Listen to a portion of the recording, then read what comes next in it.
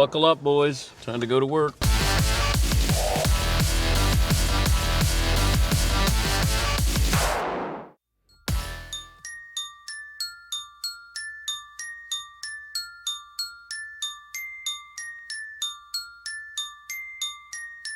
Now, it's personal. Charles Barkley and Skip Bayless. I just wanted to beat him like a dog. Shayan Irving and Chris Mannix. The relevancy of that fight is gone. Mick Lovin and Joe Montana. You called Joe Montana a system quarterback to his face. The Dan Patrick Show has seen its share of mortal enemies.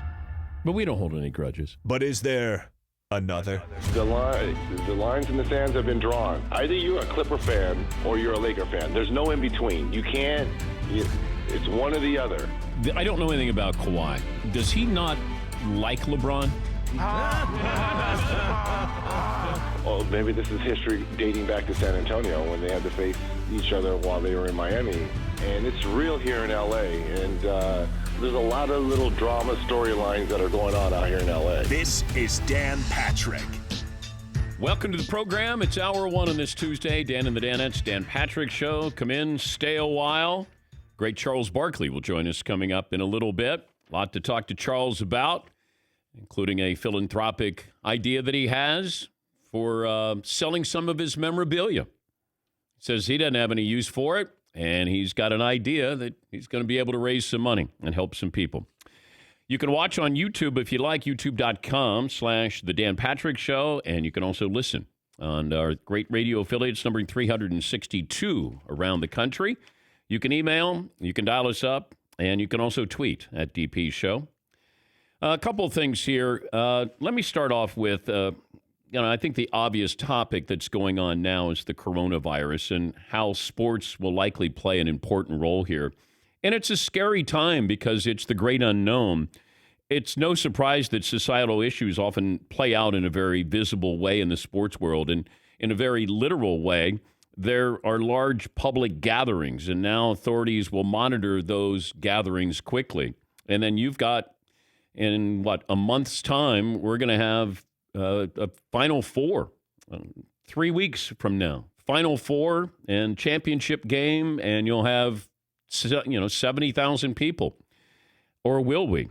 There's a symbolism at play here. You may not live in an area directly affected by the virus yet, or you may not see a lot of this day to day, any differences in your life.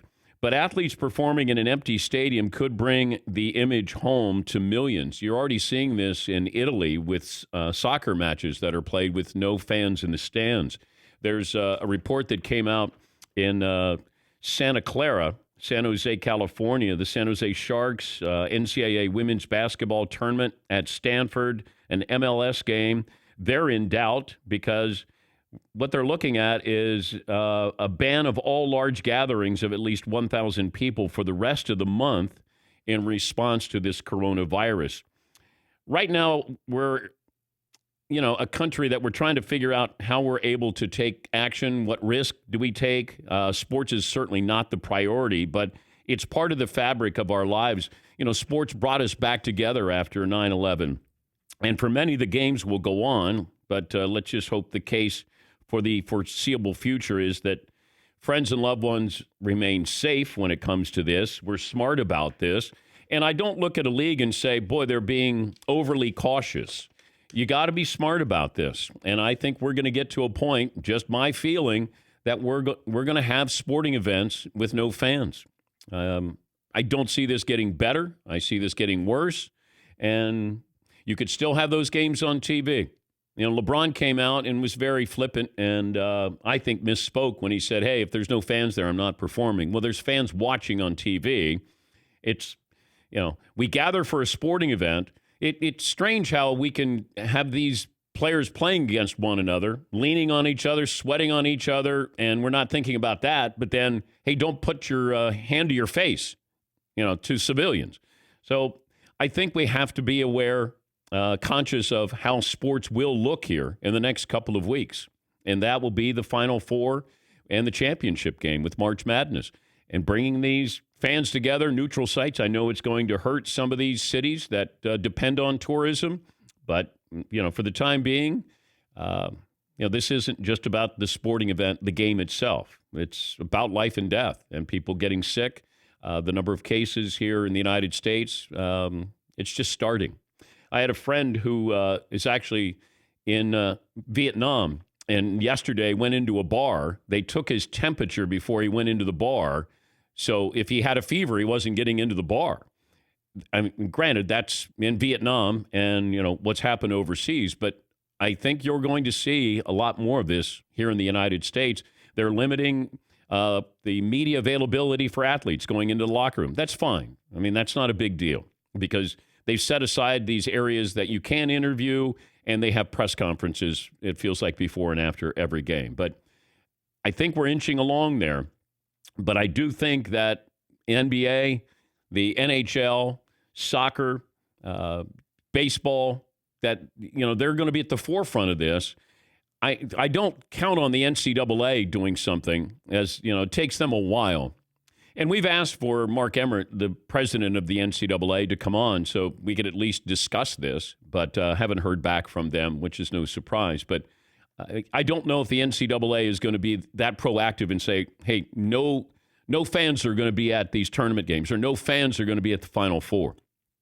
I think it'll take the NBA saying no fans are going to be at games, or, if it's baseball or whatever it might be, some other entity is going to have to be at the forefront. And then I think the NCAA will react to that. But scary time, and you can't help but, tune into the news. And I know you tune into this show as a diversion, but this does affect sports, and that's why I'm talking about it today. I'm not here to scare anybody, alarm anybody. This is just the reality of where, the society that we're living in right now. It's a great unknown. Great unknown. The fact that there are American citizens that were on a cruise ship that couldn't even dock. They couldn't even get off the cruise ship. And you see the videos around the country. Italy is scary. That's just, it's not a ghost town. It's a ghost country. You got 14 million people quarantined. And I don't know, like, classes are canceled at schools. You have to Skype, I guess, to take the class there. Like, there's things that are happening. And I know you look at it and you might go, it's not a big deal. We're the United States. We always figure this out. Well, in this case, we may not have the answer. I hope we do. I expect we will. But right now, I have doubts. And I think we all should. But there's nothing wrong with having taken a precautionary measure here or two. No, washing your hands, doing the, trying to eliminate, who you come in contact with, how often you come in contact with people. I understand those things. But I don't look at people and say you're overreacting. And certainly what's happening in Washington State, I saw where Pearl Jam said that they're not going to be touring. They just canceled their tour coming up this summer. I think there's going to be more events like that. Coachella and South by Southwest canceled. How can you cancel those, but then you're not going to cancel the Final Four? These are questions that are coming up, and somebody's going to have to answer it.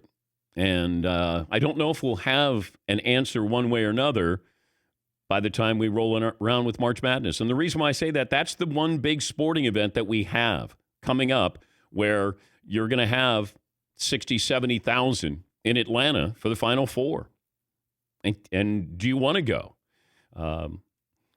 Even I went to a spin class on Saturday, and it was noticeably empty because you're in a class, it's confined, and people get nervous. And I understand that. And you're going to see this, I think, at gyms when you go. It's just starting. The response we got was, President Emmert is not available, but thank you for checking. I think we've gotten that for about 6 years. I think they just hit that. That's an automatic reply. Automatic reply. Yeah, Paul. It is interesting, though, because you're watching the news last night. It's very scary in the coverage, but then you turn on TV, and there's 15,000 people at a college basketball game sitting comfortably. And like Thursday night, I was talking to some guys yesterday. I was out, and there's a hockey match I want to see, a college hockey match. I want to go check it out with the family. Like, you're going to go to a college hockey match? I'm like, yeah. I would go. First of all, there's probably about 500 people in the building. It's not that big, but you still have to comfortably live your life. This program brought to you by True Car. Buy smarter, drive happier. If you're going to buy a used car, the internet can confuse you with vague pricing. Not anymore. Go to True Car, get an upfront price from dealers online, and search from over 1 million pre-owned vehicles for that new car. Buy smarter, drive happier. True Car. McLevin, you got a poll question today. Well, after that open, I think there's only one appropriate poll question. Is Baltimore Ravens guard Marshall Yanda a Hall of Famer? Yes or no? Wow. Of course. That's exactly where I was headed. I guess he retired. You've always said he's a Hall of Famer, by the way, so I'm not even going to put that. What's he been? All-Pro 8 times? Yeah, he's ridiculous. And he's won a Super Bowl. So how many offensive linemen have done that? But people do not get fired and up. Gone to the Hall of Fame. Oh, I know. About it. Yeah, I mean, you've been talking about Tony Baselli forever, and that barely moves the needle. I know. Okay, speaking of things that people don't really want to talk about, probably, you haven't talked about the NFL contract yet. Is it worth putting up a poll? Do you care if the players vote yes or no? Yes or no? What's the poll? I'm just approaching this, and you know, maybe I'm skirting my duties as a radio host / journalist. I just want to give you what I think you need to know. Because if you want to know about the other stuff, then you can read the 456 pages. But I just want to know, this is really about the haves and the have-nots, because you have 60% of the league that makes the minimum. And all you need is a majority to pass this. So if you do the math, 60%, I only need a little over 50%, and this passes here. I've said all along, I don't like the 17 games. The fact that the owners said, non-negotiable, you're having a 17th game. Non-negotiable. That's the one item that the players had that was a bargaining chip. Playing the 17th game. I don't know if they're getting enough for that 17th game. That's just my opinion from the cheap seats. Just looking at it and going, if I was a player, if I was a star player, I certainly don't want to play a 17th game. If I'm a guy who's making the minimum, I do want that 17th game. I don't know what it's going to mean for the franchise tag. I don't know what it means for a salary cap. I don't know what it's going to mean for Patrick Mahomes' contract. I don't know what it means for the home schedule, the away schedule. Where is that extra game going to be played? When do they come up with this schedule? Is it next year? Is it the year after that? Those are the things that I want to know, and that's why I've tried not to bore you with some of the minutia in here. Yeah, McLevin. Okay, I want to make sure that I'm not buying any of what the NFL owners are secretly selling through the press, but I feel like there's one powerful storyline that this deal seems like a good deal now, and the NFL is in a good position with the networks now. And then you see these reports that the deal is going to be worse next year. Do you think that rings true? I don't want a 10-year deal. If I'm the players, I don't want a 10-year deal. Because it feels like the financial landscape is going to change. And then these players are going to go, boy, that was a great deal. Once again, I'm not a lawyer and not trying to play one on TV here. It just feels like that's signing up for a long, long time. It feels like it's longer than 10 years because everything changes. You know, our viewing patterns, the amount of money that's going to be involved in this, when sports gambling gets involved in this, the leagues get a piece of that. It feels like the players deserve to get half of the revenue here. If you want me to play a 17th game, I was told by a reliable source that the owners will fight to get an 18-game schedule. They're not happy with 17, but they knew they had to get to, if they were going to get to 18, they had to get to 17 first. See how it feels. You know, how people react to it. How many injuries. The impact it's going to have on the playoffs. Like that, those are the things that they're going to sort this out, and then they're going to go, we want to open this back up for an 18th game. I was told that over the weekend because I said, this is probably going to pass, but I guarantee you the owners will, open this up for an 18th game. And he said, you're right. Yeah, Paul. And it's almost inevitable because with a 17-game schedule, someone's going to have an extra home game, extra revenue, extra everything from the home concessions and all that. 3 or 4 years from now, some teams complain, why, let's make sure we have the equal amount of home games. There comes 18. 5 years from now. Well, you're going to switch. What I was told is 1 year you'll have one less home game, and then the next year you'll have one more home game. So it'll balance out, but they're still talking about the neutral site. So there's still a lot to play out here, and they moved the deadline to Saturday for the players to vote. I don't know what that means. The person I speak to didn't respond to me, but I was asking about pushing this back. What does that mean with the Players Association? Yeah, McLevin. But if you're an average NFL player, what do you care about 10 years? You're not going to play for 10 more years. They have it's a notoriously short lifespan. So aren't you thinking short term, hey, get this deal done now. I'm going to get a raise immediately. Oh, I get it I get it with the 60% of the league. Absolutely. But if I'm, one of the stars, no. I don't like this at all. And I still think they need a separate salary cap for quarterbacks or remove quarterbacks from the salary cap. That's what I would want if I'm running the Players Association and be like, hey, let's just take the quarterbacks off the salary cap so we can spread that money around a little bit better with the other players. And we floated this idea a couple of months ago, and they did talk about this. The owners did talk about a separate salary cap for quarterbacks. And if I'm the players union, this is what I would want, because now I can spread that money around. We're going to make more money, and now you'll make more money because we're going to take that quarterback off of the salary cap. And you have your own special salary that you can pay your quarterback whatever you want to pay him. I couldn't care less. It's the most important position in all of sports. Pay him whatever you want. The other players, you have a salary cap. Then you can share in the revenue. Then there's a 17-game schedule. Okay. But, man, you can't let the owners have what they want. And what they want is that 17th game. Non-negotiable. That would make me, I left a deal when I was given a take it or leave it at ESPN. Because I don't do take it or leave it. There's negotiations, there's discussion. But when I get a take it or leave it, I left it. And if I'm the players, I'm getting basically a take it or leave it 17th game non-negotiable. I don't like that.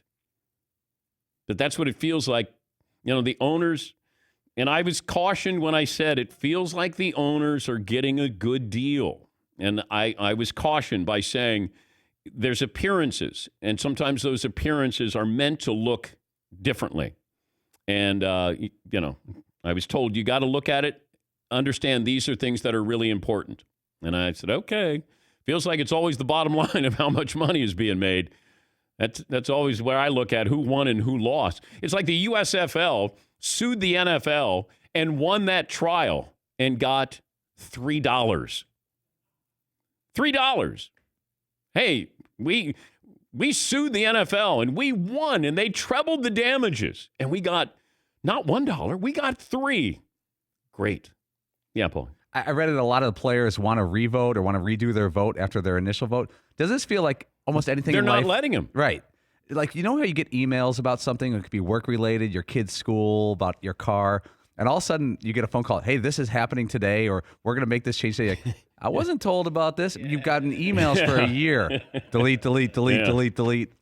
All right, we'll take a break here. We'll get some phone calls, settle on poll question, stat of the day, play of the day, the great Charles Barkley. And Charles is great to have on no matter what time you have him on. But what he's doing with his all of his awards, including his MVP and 2 Olympic gold medals.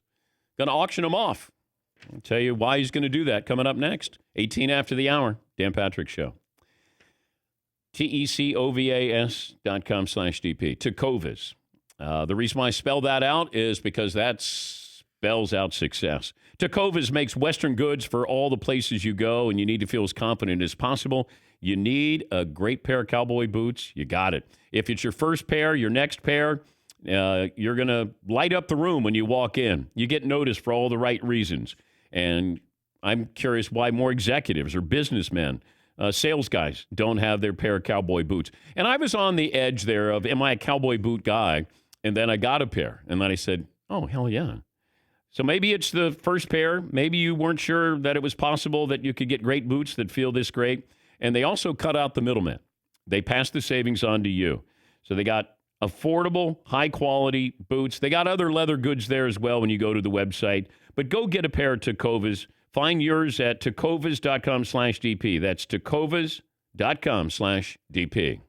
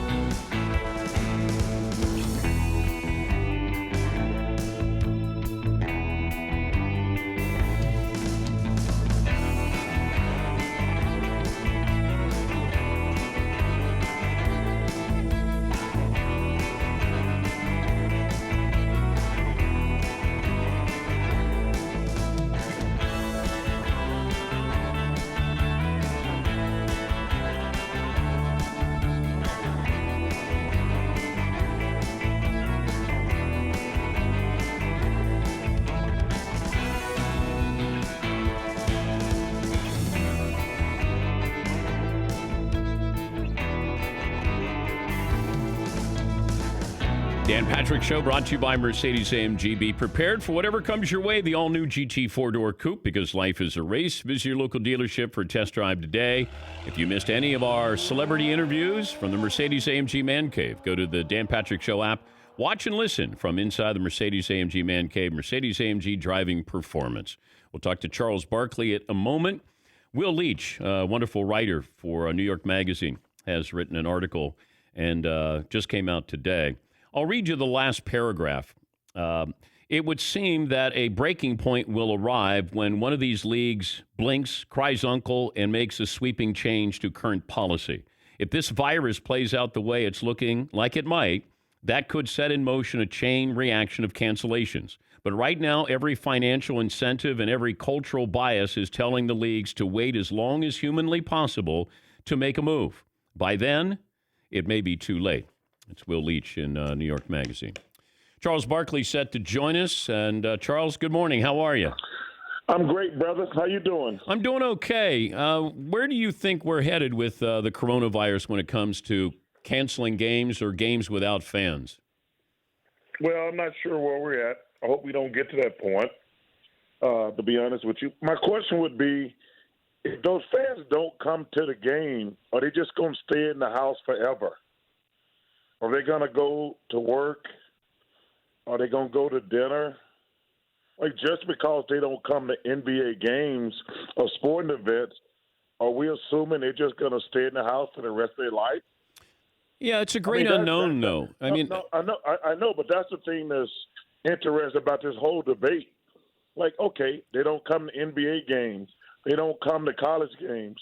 But I think the majority of those people going to still go to work or go out in the world, so they still going to have the virus circulating. I think we just got to have some common sense. I mean, like I say, if they don't come to the games, are they going to be, like I say, are they just going to stay at home for the rest of their life?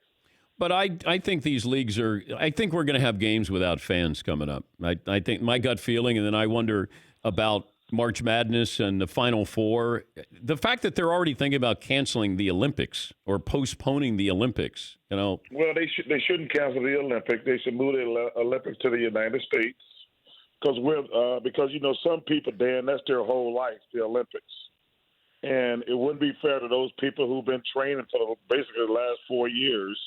They should move it to the United States. We already got all the stadiums. Most of those countries build new stadiums and stuff that becomes an eyesore in history if you go back and look at what things. The United States, we can do L.A., we can do Chicago, we can do New York. We already got all the stadiums built. But there's people who whole life revolves around the Olympics. And I just don't think it would be fair to cancel. Like, even when we boycotted the Olympics one time, that really wasn't fair to a lot of people who, like I say, the Olympics are a really big deal to certain people. Talking to Charles Barkley, Hall of Famer, Turner Sports NBA analyst. Where do you stand on the MVP race right now? Is it a race that's over? Not over. LeBron is gaining, but Giannis got the lead in the clubhouse. You know what's interesting? LeBron has played great. But, Dan, can I ask you a question? All right. Who was the leading scorer against the Bucks Friday night for the Lakers and the leading scorer for the Lakers Sunday against the Clippers? Anthony Davis. Okay, just checking. You would not know that by all these asses on television. Hey, LeBron's been great. LeBron's been great. But I was like, wait a minute. I know LeBron's been great. And I understand there's that Kobe narrative. LeBron playing for the Lakers, everybody want to be sentimental, and that's understandable. But from day one this year, Giannis has been the best player in the world. They were on pace to win 70 games, and LeBron plays with Anthony Davis. That's a big deal. And it's interesting. I hear some of these fools and clowns and jackasses get on TV and say, well, Giannis plays in the weaker Eastern Conference. I mean, you mean like LeBron when he won all his MVPs, and he played with loaded teams: Bosh, Dwayne Wade, Kevin Love, Kyrie. and Kyrie. So I'm curious. See, you can frame the narrative how you want to, Dan, but I just don't think it'll be fair. Giannis has been the best player from day one. He doesn't play with Anthony Davis. LeBron's been amazing. But I understand all these guys, they want it. They're like, okay, LeBron's playing great at 35. They act like he's 100. Say, dude, they act like, he's 35. I'm like, 35? Give me a break. But I just hope that people use their common sense. Yeah, but we love a storyline. The media loves a storyline. They wrote this. You're correct. But you don't get to create your storyline. Your storyline is Giannis is going to, like I say, before he got hurt, they were going to come really close to 70 games. Really close. He's playing with Chris Middleton, who's an all-star. LeBron's playing with Anthony Davis, who's probably one of the top 5 players in the world.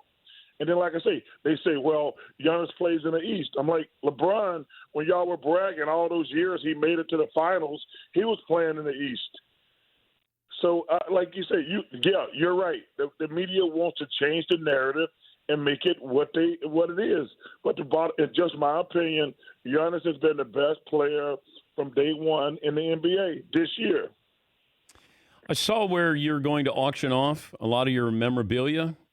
Why now? Yeah, I got it's just, I was talking to one of my mentors, Billy Cunningham, and he was going to sell his memorabilia because, your kids don't want that crap.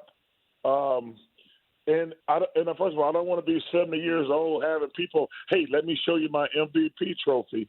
I mean, I don't want to be one of those old guys. That happened a long time ago. And my hometown needs some help. I was down visiting my friends in the last couple of weeks, and my side of town is not great. And I think that I got an autograph deal with Panini, and the guy said he can get a lot of money for my MVP trophy, my gold medals. But my daughter, I asked her, because she's the most important thing, I said, do you want this stuff? She said, I'll take a gold medal, and you can auction off the rest. And I got a lot of good stuff. I got a flag, a United States flag, signed by everybody on the Dream Team that I stole from Barcelona. It's one of the coolest things. It was laying around.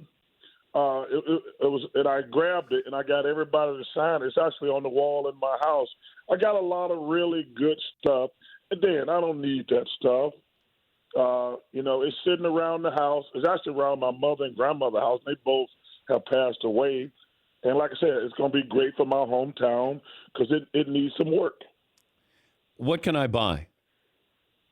Dan, you can't afford anything probably that I got. Okay. I'm just curious if you had something, like I got the Danettes too that we can kind of pull our money together and I could buy something. Dan, you know what? I apologize. You know what? You probably are loaded. As long as you've been in the television business, you probably you are loaded. Because you know what? You probably, and I'm giving you a compliment, you're in the conversation for probably the longest person who's been on television, on major networks. I'm trying to think who's in the conversation with you. I mean, you might have you've had one of the greatest careers ever. But between you being on other networks and having your own thing now, you've had one of the longest careers ever. Well, thank you. No, I mean that's incredible. I'm kind of. How about your Dayton Flyers? They look pretty good. I wish that they weren't getting this much recognition. That makes me nervous. They're a little too hot right now. Well, I hope that the young kid Obi wins the Player of the Year. I hope Anthony Grant wins the National Coach of the Year because they've been great. Yeah. I've been studying them for the last couple of months, man. They got a shot. There's no great team. There's probably 20 really good teams. It's up for grabs. I think Kansas will probably be the favorite, but they're not a strong favorite because Dayton, Gonzaga, Baylor. I thought Baylor might be the best team, but they've lost 3 out of 4. But it's this. I think, like I say, this is going to be the best without the coronavirus in the conversation. This could be the best Final Four the NCAA tournament ever because of all the upsets. Now, you've had a great career and a long career and 2 Hall of Fame careers as a player and a broadcaster, but I was sorry to hear that Draymond Green is going to take your job. I don't know how soon that's going to happen, but is that this year or next? When does Draymond Green, because he's not going to be in the playoffs this year, but is your job safe? My job is safe. Dan, Draymond Green he's a nice guy. I like Draymond, and he's a good player. But you know what he is? He's like the guy in the boy band who's the least important member, and he think the crowd is like cheering for him. He doesn't realize he's standing next to Justin Timberlake. Yeah, he's the least famous person in the boy band, and he thinks he's a star. So he's Joey. He's Joey Fatone. I'm not going to talk about Joey. I know Joey. Okay, Lance Bass. He's Lance Bass. Stop it, man. We're not going to insult him about it. But he's like in the boy band, who's lucky to be in the boy band, and like he think all the girls are screaming for him, and like no, they're screaming for Justin Timberlake. You're just in the band. Enjoy being in the band because you're never going to have any hit singles. But he's a nice guy. I like messing with him. I do. I like messing with him. But first of all, he don't have a face for TV. He's got a face for radio, so he's not going to get my TV gig. Would you trade your career for his career? No, my career is what it is.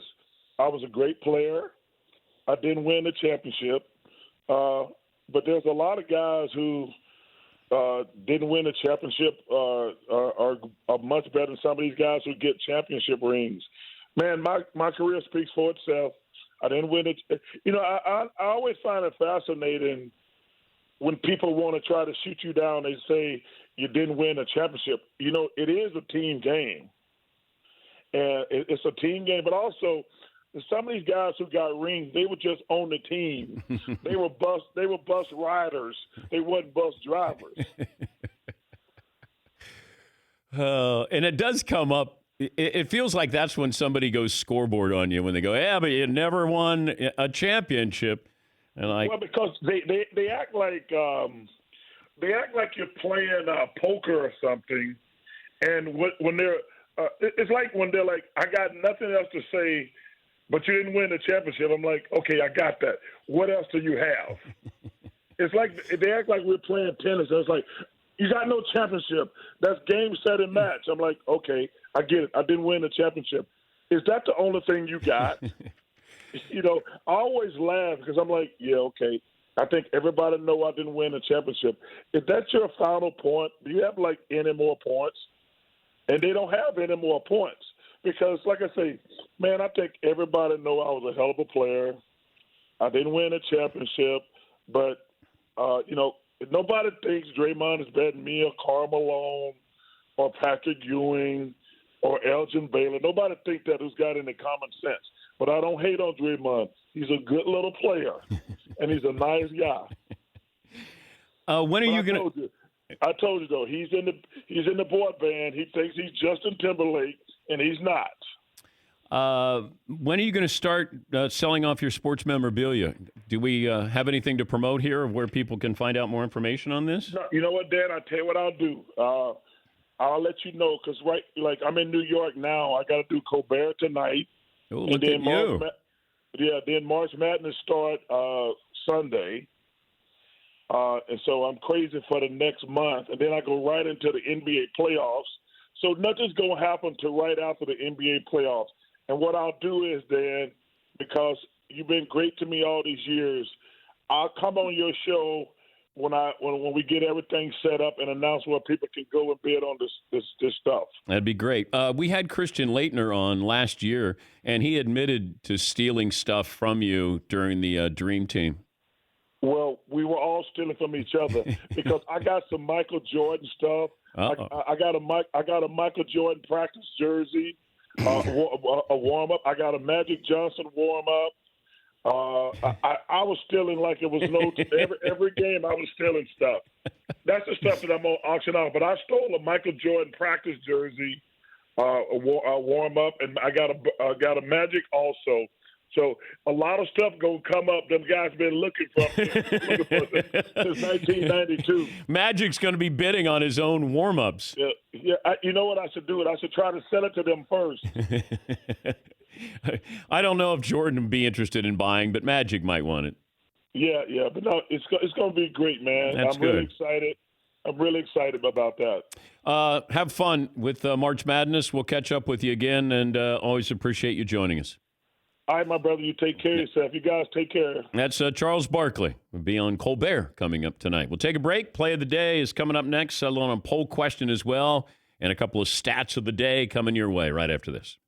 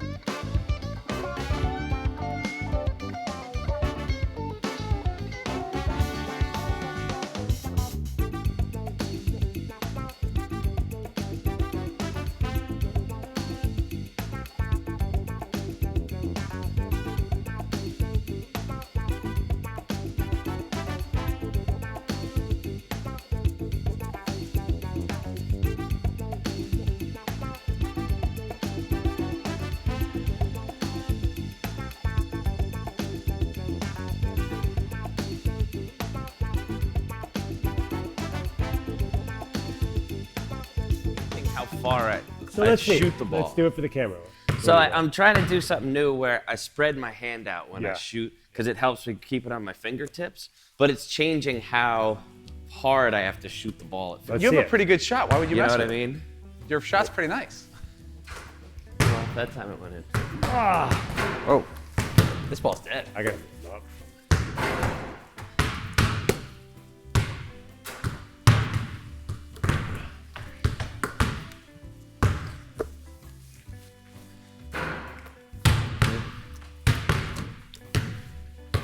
I can't figure out Ooh, that's the off. depth, Andrew, as they say. Glass.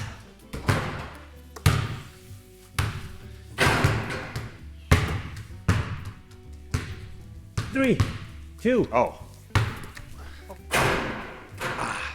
Yeah, that's to be, gotta warm my up. shot's to be a Put lot some different water than someone on on me. The lid wasn't closed tight enough, so it looks like I'm like drooling all over myself. Thanks. It's all right. It's just water. Maybe I shouldn't do that with my hand. Maybe I should just shoot it the way I've always shot it. Stay away from what? Oh, man. But to be fair, that didn't really work either.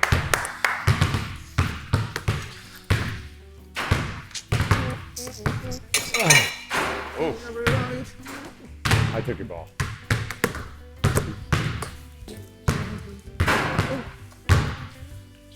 Three, two. Ow.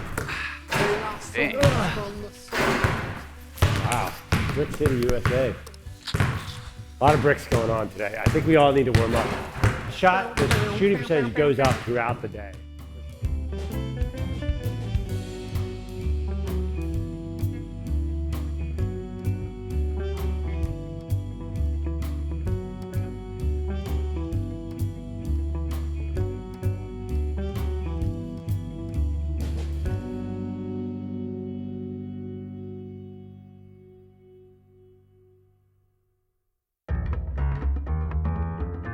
Can you give me your paw?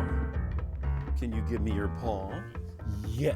Ooh, that's not a good high five. Give me another high five. Give me your paw. Penny, give me your paw. Oh, yes. Give me that big paw. Give me that paw. Give me that paw. Am I annoying? Yes. Yes, I am. But you're not. People think we don't get along. But we do. Right? Right? Right? Good girl. Good girl. You go back to sleep. You got to be exhausted. You're working so hard. Time to go to bed. Night-night. Time to go to bed. Yeah, time to go to bed. Yeah, time to go to bed.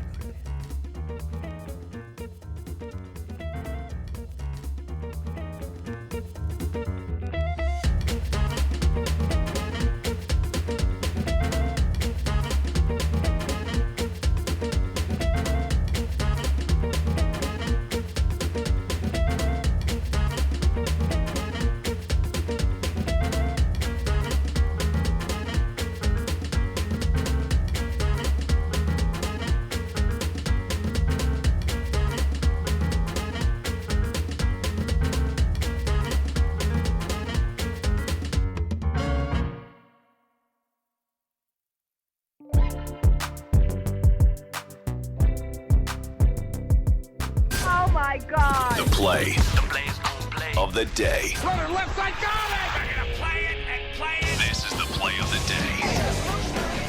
Check this out. Clock rolls to the logo. Ford wants to go. Long range 2. He got it! 1.4 seconds and Jordan Ford has put the Gales up by 1. St. Mary's Sports Radio Network upsetting BYU to advance to the West Coast Conference Championship, where they'll take on Gonzaga in the conference finals for the 7th time in the last 10 years. A little Third Eye Blind, Northern California band. St. Mary's and the Zags. That'll be a good matchup there. That'll be fun. Yes, Paulie. A lot of bids tonight. Horizon, NEC, CAA, WCC, and the Summit League. I don't know what some of those. Yeah, I was going to say, if you had a quiz on that, like who plays in these conferences? Oh, Northeast Conference, the CAA. That's a talent agency, right? They have their own CAA tournament. has their own tournament. Oh. Yeah, they do. They're that powerful. Play of the day brought to you by Tecovas, TECOVAS.com/DP. Boots, handmade, full-grain leathers, world-class boot makers. Tecovas cuts out the middleman and sells directly to you at amazing prices.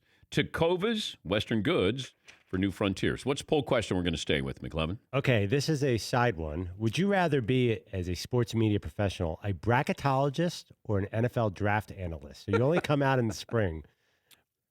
Draft by far. I don't want to be a bracketologist. No, you're not dissing Joe Lunardi. I mean, I might be, but that's collateral damage. It goes with the territory of being Joey Brackets. is there any other job with a shorter shelf life of where you're relevant than Joe Lunardi? Oh, Kentucky Derby. Like Randy Moss and those. Well, but they go to the other races, though. You work for 6 minutes a year. Well, no, they work for I'm being a little probably facetious. 8 hours on those Saturdays. Yeah, that's as low as it gets. Hours. Usain Bolt only ran for like 3 minutes a year and was the best athlete. I'd rather be a horse racing analyst than I would a bracketologist. I get to dress nice, go to the parties. There's nobody. The bracketologist is not getting invited to any party. But you can say, like, you have a PhD. I'm a bracketologist. Well, no, It like sounds Matthew official. Barry, you're getting invited because people want to talk about fantasy football. That's nobody's bringing Joe Lunardi. Hey, I got Joe Lunardi, the bracketologist. Oh, great. Let's talk about bubble teams. How about the first four? First four in and the first four out. Yeah, McLevin. Another side question. You must have been at ESPN when Matthew Barry got there. Did you have any idea he would ever become this famous? Well, there were other guys who were heading up fantasy back then. And this was before Matthew Barry. But he, he's a sociable guy. And I think he's got a great personality. And because of that, I think he, evolved into who he is, what he is now. But who was the first guy we had? Eric Karabell? Yes, Eric Karabell was the first guy who talked about fantasy. And I had been in leagues before. I had been in fantasy league. I think the first fantasy league I was in was 1982, and I was in football. So I was in it for a long, long time, and I understood the cult following with it. I just didn't know like how big it would get financially. And now you've attached money to it. So obviously it's a big thing. It wasn't that big back in the 80s when we were doing it, but it was a lot of fun. I think I won $150 the first year I was in. I think in 1983 I drafted all of the Washington Redskins. I think I had Gary Clark and Ricky Sanders. I think I even had Kelvin Bryant when he came over from the USFL. Yeah, McLevin. Which was your favorite sport fantasy-wise? I just loved the drafts. I didn't like being in leagues as much as I walked by a conference room at ESPN one day after SportsCenter, and there were a bunch of younger PAs, production assistants, and producers, and they were ready to have a draft. And it was a basketball draft. I walked in, sat down, and drafted a team. And that's all I cared about. And I love the drafts where you have $100 and you have to build a baseball team with $100. How much do you go all in on a great player, a great pitcher? Like, that was fun. And then you're going, God, I gotta get a shortstop for 25 cents. Like, who can I get? But that was a lot of fun. The drafts I really, really enjoyed. What else do you have, McLevin? Okay, I have a Tom Brady poll for clicks. No. But it's not just Tom Brady. It gets even more. Can you wait until the top of the hour? It involves a receiver I am tying to Tom Brady. Okay. That's all I will say. All right. Let's wait to the top of the hour. But I do actually, the poll that I want to put up is, do you care about the NFL CBA? And if so, like, do you care a little, do you care a lot, or do you not care at all? I have a feeling not care at all might win that poll. I care about 17 games. As a fan. And the playoffs. You know, how do they structure the schedule? Other than that, like, we're not invested in their benefits and what they're testing for, not testing for. Can you smoke pot? Like, I don't care about any of those things. But then they're not asking me to care about that. As fans, I want to know how this affects my team. And it affects how I view what I'm watching. Is Amazon involved in this? Is Netflix going to get involved in? Like, those are the things I'm going to care about when they do the new TV deal, because they want new revenue. They want other revenue. How do we get that other revenue stream? And that's what I'm curious about. But the other stuff, I saw where Adam Schefter just tweeted, new deadline for franchise tags will now be extended to Monday per source. I'm curious about the franchise tags. There's a lot involved in it, but man, I can't go into the weeds. Yeah, McLevin. I do think there's some politics at play. Like, my theory is that people use the NFL as a surrogate for the government, and they talk Eric Reid's obviously get involved. Like, it becomes a political issue, unions versus non-unions. People are attaching other things to this NFL deal, which always happens. Yeah, we do that in all walks of life. Yeah, and the NFL is no different. Yeah, Paulie. They should change the name from franchise tag to something else, because being called a franchise player used to be a really good thing. That guy's a franchise player. Yeah. The franchise tag does nothing for the player, and they don't want it. They should change it to the give up your rights for a year guy or something like that, because I know it's a little wordy, but it just doesn't match. Yeah. We got an email. This is from Ryan in Florida. Maybe Draymond Green would want to buy Charles Barkley's MVP trophy so he could have one. Ooh, that's spicy there. I like that. I like how Charles says, Draymond's a nice little guy and trying to say complimentary things, but basically saying you're in a really good band, but you're like the bass player. Yeah, Seton. There's nothing complimentary about saying he's a nice little player. No, there wasn't. There's no compliment in there. No, but he always says, I like Draymond. Well, okay. You like him as a piñata. A nice little player. Yeah. Oh, boy. Yeah. You're not Justin Timberlake. That's usually the guy who is not the lead singer who wants to let you know how important he is to the band. Phone calls coming up next hour. McLevin has his Tom Brady poll question. Can't wait. And are we getting closer to having sporting events with no one in attendance? I think we are. Have a report on that coming up as well. 1 hour in the books, 2 more to go on this Tuesday. Dan Patrick Show.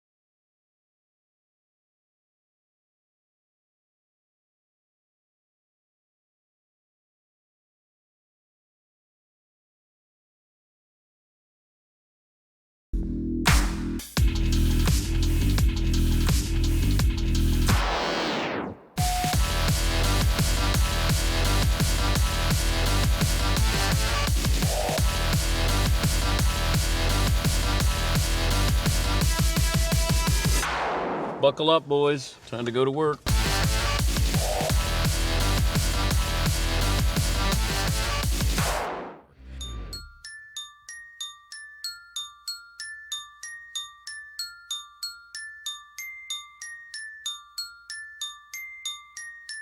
Now, it's personal. Charles Barkley and Skip Bayless. I just wanted to beat him like a dog. Shayan Irving and Chris Mannix. The relevancy of that fight is gone. Mick Lovin and Joe Montana. You called Joe Montana a system quarterback to his face. The Dan Patrick Show has seen its share of mortal enemies. But we don't hold any grudges. But is there another? The lines in the sands have been drawn. Either you're a Clipper fan or you're a Laker fan. There's no in between. You can't. It's one or the other. I don't know anything about Kawhi. Does he not like LeBron? Well, maybe this is history dating back to San Antonio when they had to face each other while they were in Miami. And it's real here in L.A. And there's a lot of little drama storylines that are going on out here in L.A. This is Dan Patrick. Hour 2 on this Tuesday, Dan and the Danettes, Dan Patrick Show. Heard from Charles Barkley last hour. Always entertaining. If you missed any of the interviews from the Mercedes-AMG Man Cave, go to the DP Show app. Charles had some parting shots for Draymond Green. Then I'm curious if Draymond returns fire with Charles Barkley. 877-3DP Show. Email address dp@danpatrick.com. Twitter handle at DP Show. McLovin has settled on a poll question, I believe. Well, you might not like this. Okay. If you were a team that wanted to sign Tom Brady, Oh, no. but Tom Brady called you and said, you also have to sign my friend Antonio Brown, who he's been linked to lately, would you do that package deal, say you're Tennessee? Well, what if you're Oakland? I know. You can't. Like, well, that's the Las only, Vegas. Yeah, that's the only one that would be, the Raiders. That would be the only one that would be interesting. If you're Tennessee and you can get Tom Brady and you have to bring in Antonio Brown, I think with the caveat of saying, if he doesn't live up to our standards, then we will cut him like everybody else has. But, yeah, I would do that as a package deal if Brady wanted that. You wouldn't be nervous about Antonio Brown? Oh, yeah. No, I can always cut him. I mean, I want Brady. If that's the baggage that goes along with Brady and it's Antonio Brown, yeah, I can always say, hey, look, we're going to be the ones that have the final say here, whether he stays or not. I don't know why Tom has taken such a vested interest in Antonio Brown. Like, I don't know what that friendship was like, that brief stay that he had in New England, but apparently had an impact on him.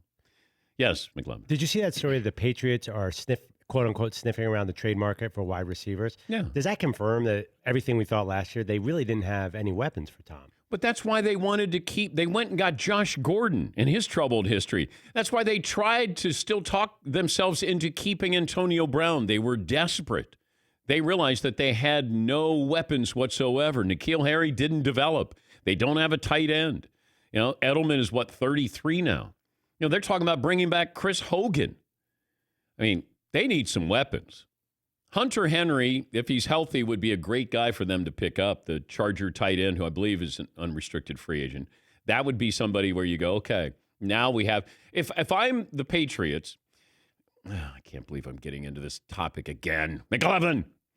But if you're the Patriots, you have to decide if Brady's coming back, what do we need to have to ensure success now? Like, this is a reason why he wants to come back. Because I think Brady might look at this and say, all right, you know what I want money-wise. Now what are you going to do weapon-wise? Give me an idea what your plan is. And, because Brady may say, look, you want me back, I don't want to come back. I mean, I think that's a distinct possibility here. Yeah, McLovin. Well, what about if it goes to the next quarterback, Jarrett Stidham or Andy Dalton or Ryan Tannehill? Don't you need a lot of weapons for him? Probably even more than you need for Brady. Yeah, but it's not one of those that, hey, Andy, we didn't get all the weapons you want. Oh, I don't want to go there. Or Jarrett Stidham says, hey, I don't want to start. I mean, Dalton would hitchhike there. Brady's looking at this. This is his last contract. This is his last opportunity to win another Super Bowl. He's going to go, I don't like what you're doing there. I don't like the game plan that you have here. But didn't the Patriots have a chance to sign Brady a couple of years ago, and Belichick didn't want to do that? So what makes you think that this time around Belichick's going to go, yeah, a 42-year-old Tom Brady coming off one of his worst seasons, now we want to extend him? speaking to somebody yesterday who's involved in this whole process, and he doesn't want his name mentioned, but he said, look, the reality is I think both of these guys can walk away from one another, that Belichick can walk away from Brady. And the fact that Robert Kraft, who doesn't say anything or hasn't said anything, said, according to Tom Curran, that, hey, I'm not going to get involved in this. That leads me to believe if you're not getting involved in this, there is a real strong chance that Tom Brady is not back, and it might be because Bill Belichick does not want him back. I think that's just the facts. That's not trying to glam this up, sensationalize it. I think that's just the harsh reality of this. Belichick can move on. He's moved on from every player that he's had. And he may love them, but he moves on. Richard Seymour, Ty Law, Lawyer Malloy, Logan Mank. Run down the list. He has no problem going, yeah, I'm moving on. And he usually moves on a year before, not a year later. Yes, Are you really putting Tom Brady in the same category as all those dudes? Belichick is. I'm not. I wouldn't. But I think Belichick is. He's cold-blooded. Yeah, it does seem like he's pretty clear that Tom's just another player. Yes, he treats him that way. And I think they're treating him that way now. You have other teams that look at, the Saints with Drew Brees. Could they be actually better without Drew Brees? You could make a case they could be. But, Sean Payton wants to have Drew Brees back. Teddy Bridgewater could be just as good as Drew Brees this year. Taysom Hill might give them something that is completely unique and makes them even tougher to beat. But they're loyal to Drew Brees. Now, you can be loyal to a fault, and we'll find out if that's the case with the Saints. But I think Belichick can walk away from Brady, and I think Brady can walk away from Belichick. Yeah, Paul. And it's not like Belichick is walking away from Brady when he's 36, like the Giants with Eli Manning. The guy's mid-40s, early into mid-40s. I know. 877-3DP Show, email address dp@danpatrick.com, Twitter handle at DP Show. Check out the new gear available, the Dan Patrick Show store. We got fresh T-shirts for St. Patrick's Day. We got a Mookie Betts T-shirt. And, of course, some fan faves like McLovin's Broken Glasses, all available, danpatrick.com, to check them out. I'm going to have more details here probably tomorrow about our March Madness contest. Everybody can be involved in the Celebrity Bracket Challenge. Everybody can be. The winner of the Celebrity Bracket Challenge, who's a member of the audience, our fans, will become a Danette for a day. That's the grand prize for whoever wins the Celebrity Bracket Challenge, Danette for a day. Unless it's a celebrity who may want to be a Danette for a day, but the only person who's ever wanted to do that was Jim Parsons from The Big Bang Theory. But they are eligible to apply. If Michael Douglas, the great actor, or Adam Sandler wants to be a Danette for a day, who am I to stand in their way? But I'll have details for you on that coming up. Also, still waiting for some ideas, T-shirts for the fanettes, our chat room, as you'd like to be called. Apparently, there's there's unrest with the collective bargaining agreement with the NFL players and voting. Apparently, there's some unrest in the chat room from what Mario told me, that not everybody's big on the fanettes. But you had your opportunity over the weekend to vote, and the fanettes won by a landslide. All right, we have our poll question. Joe in California joins us. Hi, Joe. What do you have for me today? Hey, Dan. I think what's interesting about this CBA is that these owners are playing 4D chess, and I don't think they're getting enough credit for it, because what they've done is they've pitted the players against themselves. Yep. They've pitted the 60 against the 40, and while they're focused on that, they can slide anything in the back door on that CBA that's not going to get as much attention, because wisely they've went after one thing that the players care about more than probably anything else, and that's their money. Well, the 17 games, the fact that, and thanks for the phone call, Joe, the fact that the owner said it's non-negotiable. Everything's negotiable. And why are you dictating what's non-negotiable? Because that's the one thing the players had. What can we get? If we give you that 17th game, now what do we get? I just don't think they got enough. And I think that it is the haves and the have-nots. I truly believe that. If I'm in the have-nots category, I'm voting for this. Because who knows how long I get to play. But while I get to play, I'm going to get an extra check, that 17th game, an extra chance at the playoffs. The guys who are making $1 million a game, they don't want to play a 17th game. They don't want to run that risk. Like these are the things that are coming up now. You're starting to hear this because I think a lot of these players didn't really dive into what was going on leading up to that 456-page document. We've all gotten memos, emails from our bosses, and you go, that doesn't really relate to me. Delete. And then all of a sudden, somebody says, you haven't responded. To what? Sent you that email 2 months ago. You're supposed to respond, and because of that, you can't get into this health program. What? Yeah, that's what it feels like here with some of these players. That now they're coming out making these strong statements. Now we push the vote to Saturday. And if you voted before, you can't go on second thought, I want to vote differently here. There's no do-overs here. But there's still a lot going on. But as a fan, just tell me about 17 games. When does it start? How many home games? How many away games? Is there a neutral site? What's the salary cap going to be like? Is franchise tag change? And are we going to be playing games in other countries? And the playoffs. That's all. The other stuff, I don't think we care about somebody's health and their, health benefits when they're done. We're more concerned about what's going to happen in free agency in the draft than what happens to you when you're 32 years of age and not playing football anymore. We talked a little bit about the coronavirus, and you're starting to see a little bit more of a move with what leagues are going to do, how they're going to handle this. And as we move forward, what's going to happen in 3 weeks at the Final Four? Because you got college games going on now, and you got fans, 15, 20,000 at a game. The risk of that. The Olympics might be in jeopardy here. You have soccer matches in Italy. Basically, Italy is in lockdown. They're talking about 14 million people on lockdown, quarantine. Soccer matches, no fans. I think we're headed in that direction. And frankly, I hope we are headed in the direction. If we're going to have sporting events, then let's not run the risk. I know it's about money. It's always about money. But in this situation, I think these leagues really got to take a hard look at this to say, what are we jeopardizing here? Because we don't have all the answers. We can sit here and go, it's just like it's like the flu. Okay, but it's not. Yeah, people die from the flu. I know. But we at least have some kind of vaccine for you there. We don't even know anything about the coronavirus. We know very little about this. And it felt like we got started a little later than we should have. And now you try to play catch up. So I'm not going to sit here and go, boy, somebody overreacted. Because I don't know. I mean, I know what's at stake. What's going on in the Bay Area? We're going to limit the number of people who can go to a sporting event. Can't have more than 1,000. It's happening.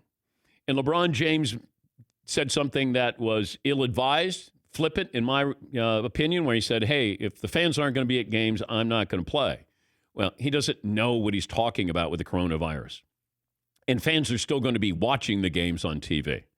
But I think we're going to get to that point. I really do. And the fact that, you're starting to see just pockets here, I think there's going to be a real hard decision to be made by the NCAA, because I would not be surprised if the Final Four is played basically an empty arena in Atlanta, fan-free. I really believe that we could be headed there. Yeah, Paul. Do you think that these leagues, even though there's no NFL right now and baseball is just getting started, will make the decision together as one announcement? Or do you think one league will do something, or the NCAA would do something, and because of public pressure, the other leagues will follow in line quickly? Well, you have spring training games in Florida, and there have been cases of the coronavirus in Florida. But you're still having, 10,000 people show up for a baseball game. So South by Southwest was canceled. Coachella was canceled. But we're still going to have people at sporting events? Like, there's a disconnect there. For some reason, we feel like, hey, we're safe at a sporting event. We're not. We don't know right now. And I think these leagues, it's going to take somebody else to react before the NCAA reacts, in my opinion, because the NCAA is slow moving. Yeah, McLevin. From a personal standpoint, my brothers and I were going to go down to the Sixers-Hawks game next week, Saturday night in Philly with my dad. But my dad's 75, perfectly good health. But we just said, nah, I don't want to go. I mean, does that ring true to you guys? Yeah, We were going to buy on StubHub. We didn't have tickets yet. Yeah, I get it. Like I'm not going to say, oh, you're overreacting. It's whatever you feel comfortable doing. You know, somebody shouldn't say, oh, you're overreacting. I think we're underreacting. I mean, I just precautionary moves right now before we get this kind of under control, because we do not know. And you see what's happening, you know, in China, in Asia, and other countries. The fact that Italy is doing what they're doing, that's a bold move. Hopefully we don't get there. But the fact that they said we're quarantining 14 million people. Michael in Arizona. Hey, Mike. How are you doing? Good, sir. Good morning, and thank you for taking the call. I know you're talking about sports being affected, and I know you're more into ball and sticks, but this is my thing. I'm into Formula One and IndyCar, and I looked the other day. Formula One has 1.922 billion viewers, and they're getting ready to cancel the Chinese race, and they got one in Vietnam that's probably going to get canceled, and they also, one of their big races is in Italy. So I'd like to see what you think about that affecting almost 2 billion people. Thanks for the call. Thanks for talking to me. Thank you, Michael. Well, you know, these leagues, obviously there's research that goes into this, and you're not going to make a move like that unless you have some kind of information that says, look, I got to protect these drivers who go in there too. Like, you owe it to those drivers if they're going to be exposed to anything. And how much exposure are you going to have? And then you can't go, well, it's just a little bit of exposure. You can't do that. And if you're going to be in China, you're going to be in Vietnam, you're going to be in Italy, I understand why you're going to cancel this. And you may not like it, you know, because, hey, we're America, and games go on. And after 9/11, and we had a baseball game, and President Bush threw out the first pitch. I mean, I love that resiliency, but I want to know, what are we up against here? And I don't think we know. But I do think that we're going to find out here in the next, 7 to 10 days, 2 weeks, of where we're headed with sporting events here in the immediate future. I truly think that there is going to be a change. Hopefully temporary, but there's going to be a change. All right, we'll take a break. When we come back, we'll talk a little bit more about this with a writer who knows a lot more about this than I do, Ben Cohen from the Wall Street Journal. He will join us. Your phone calls are always welcome. And if you missed any of the interviews, you can always go to the DP Show app. Charles Barkley was a lot of fun an hour ago. So you can download that and listen to it whenever you want to. You can also watch the show whenever you want to on youtube.com/The Dan Patrick Show. If you missed yesterday's show, you can go back and watch it. If you're watching today, but you have to stop because you might have to go to work, you can come back and watch it. This is what we wanted to do. We wanted to give you the access to this. And, the response has been unbelievable. Close to 100,000 viewers each day watching the program. Have a cut-down version. The French Kid does a cut-down version of the podcast, video podcast. So we're listening to you in ways that you want to consume the show. So we appreciate your loyalty. 19 after the hour. This is the Dan Patrick Show.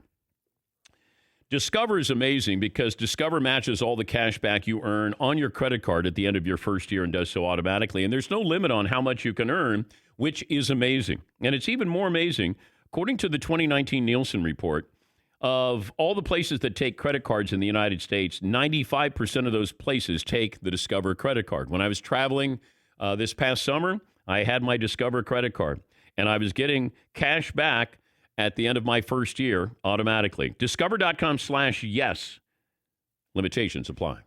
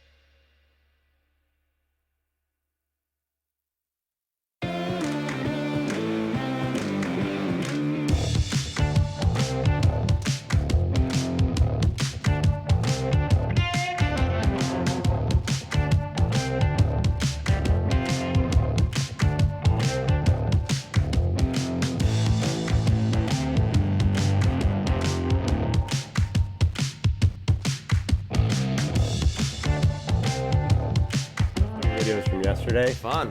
Yeah, these are, I guess they fall into the sports failure category. Roll, Mario. So this is former LA Laker Robert Sacre at a Japanese dunk contest. God, this is actually old, but it made the rounds again. Yeah, go ahead. Get up, big man. This is Get up. unbelievable. Watch out, Vince Carter. Whoa! It was so far away. And it's not like he threw it off the back iron. Yeah. That's unfortunate. Yeah. And then you got to dunk. You just the have dunk to is dunk. even worse than the miss. I know. Right. There's no create. He's like, oh God, I got to dunk it. Wow, Ooh, man. Yeah. And he got a 9. Who gave him a 10? Come on. That's easy. But let's see. There's another take from the weekend. Wow. Wowzers. I don't know if we have time to get this. This is the it's a 20-year anniversary of the worst boxer ever. His name is Brian Sutherland. I didn't even know this was a thing. Look at this guy. Sutherland is known as the worst boxer ever. He's like his moniker. It's his first fight ever. The worst boxer ever. Wait, wait till you see. Is that the worst haircut of a Oh, boxer? no. Oh no. I saw this on The delay is the best thing. He gets hit and he goes like this. He goes, Looked away. Oh, God. Brian Sutherland, the worst boxer of all time. He looks like Kenny Powers. He does. yeah, dude, this is the best. Wait, watch him get popped. That reaction where he goes, you hit me. Bang. Oh, Whoa. He's the worst That's so boxer good. in history. The worst boxer. Gradual dizziness. Yeah, thanks to Old Takes Exposed for that one. Wow, that's a Oh, wonderful piece gosh. of video, dude.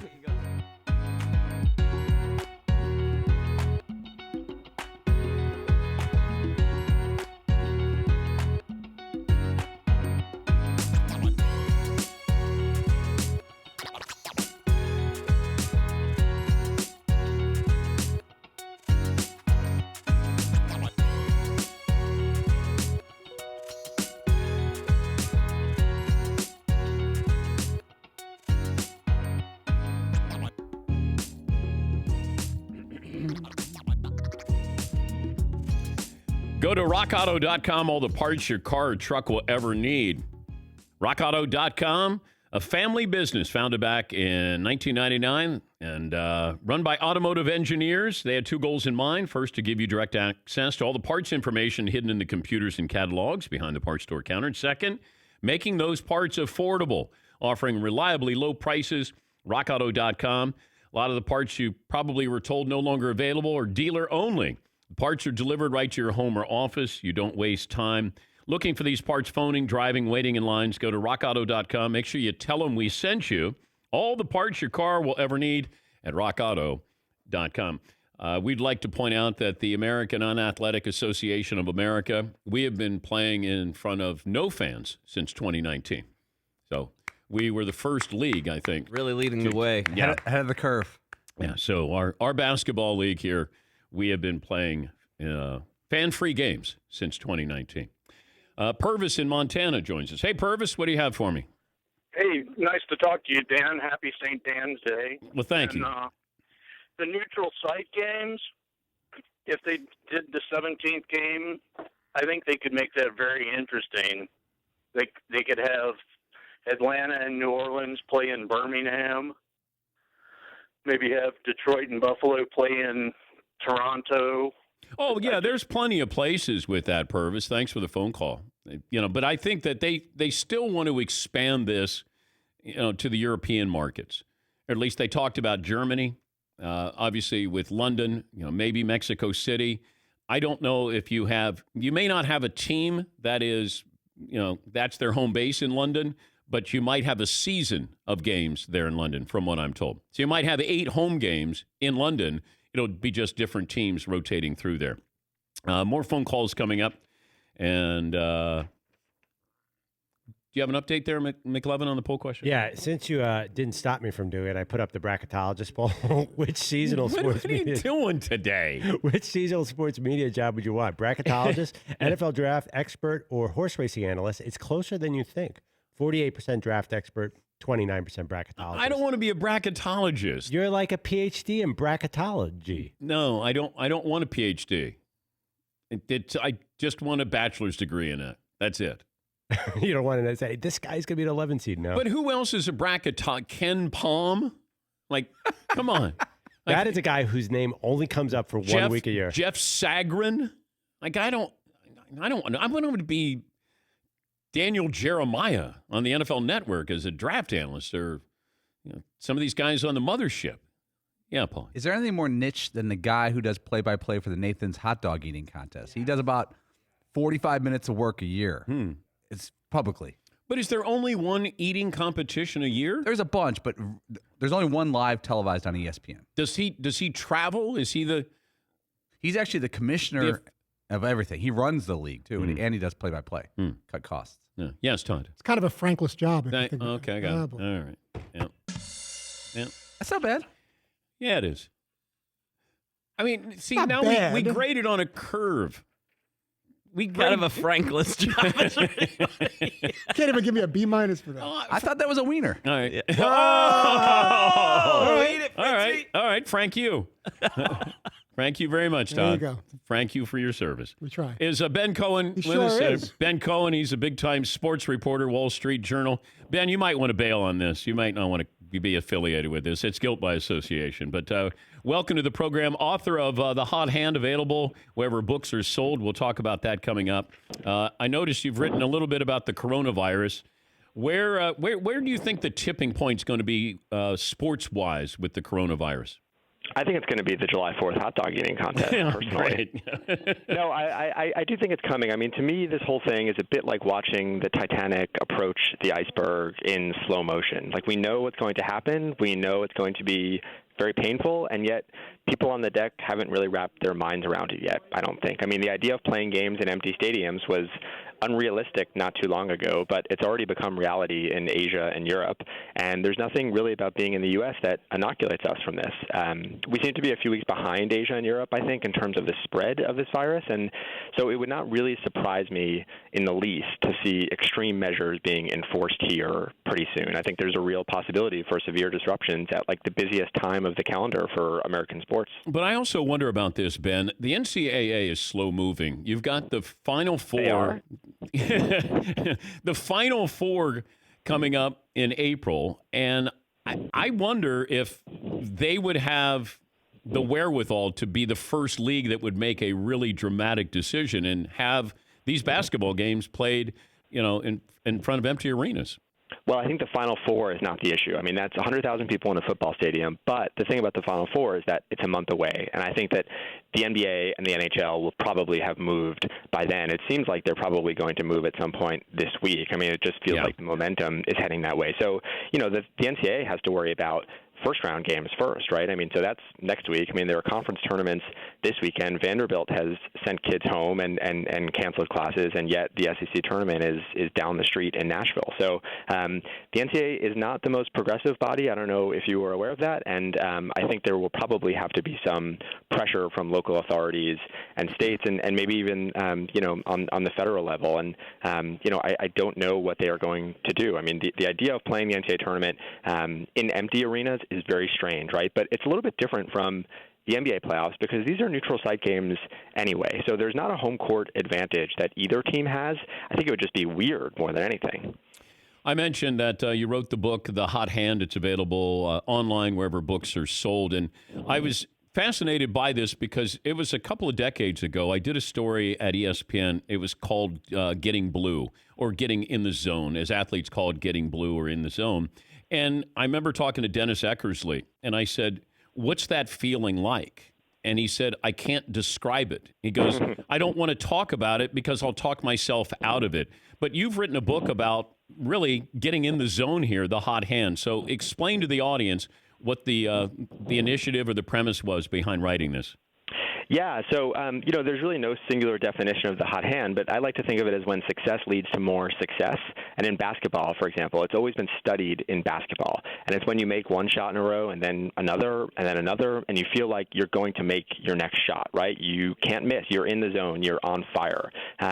But what makes this really interesting is that a few decades ago, there was this classic study about the hot hand. And what made it a classic was the counterintuitive conclusion that there is no such thing as the hot hand. It doesn't exist. It's simply seeing patterns in randomness. It was this cognitive bias, this easily digestible example of seeing patterns in randomness. And, once that study came out, something kind of amazing happened, which is that nobody believed it. The athletes themselves, none of us, because we'd all felt the hot hand. We'd seen the hot hand for ourselves. Now, some of this has changed in recent years. There is some evidence to suggest that our intuition actually may have been right all along. But to me, the reason I was so intrigued by this was that it was a story that has genius scholars and Nobel Prize winners and NBA superstars.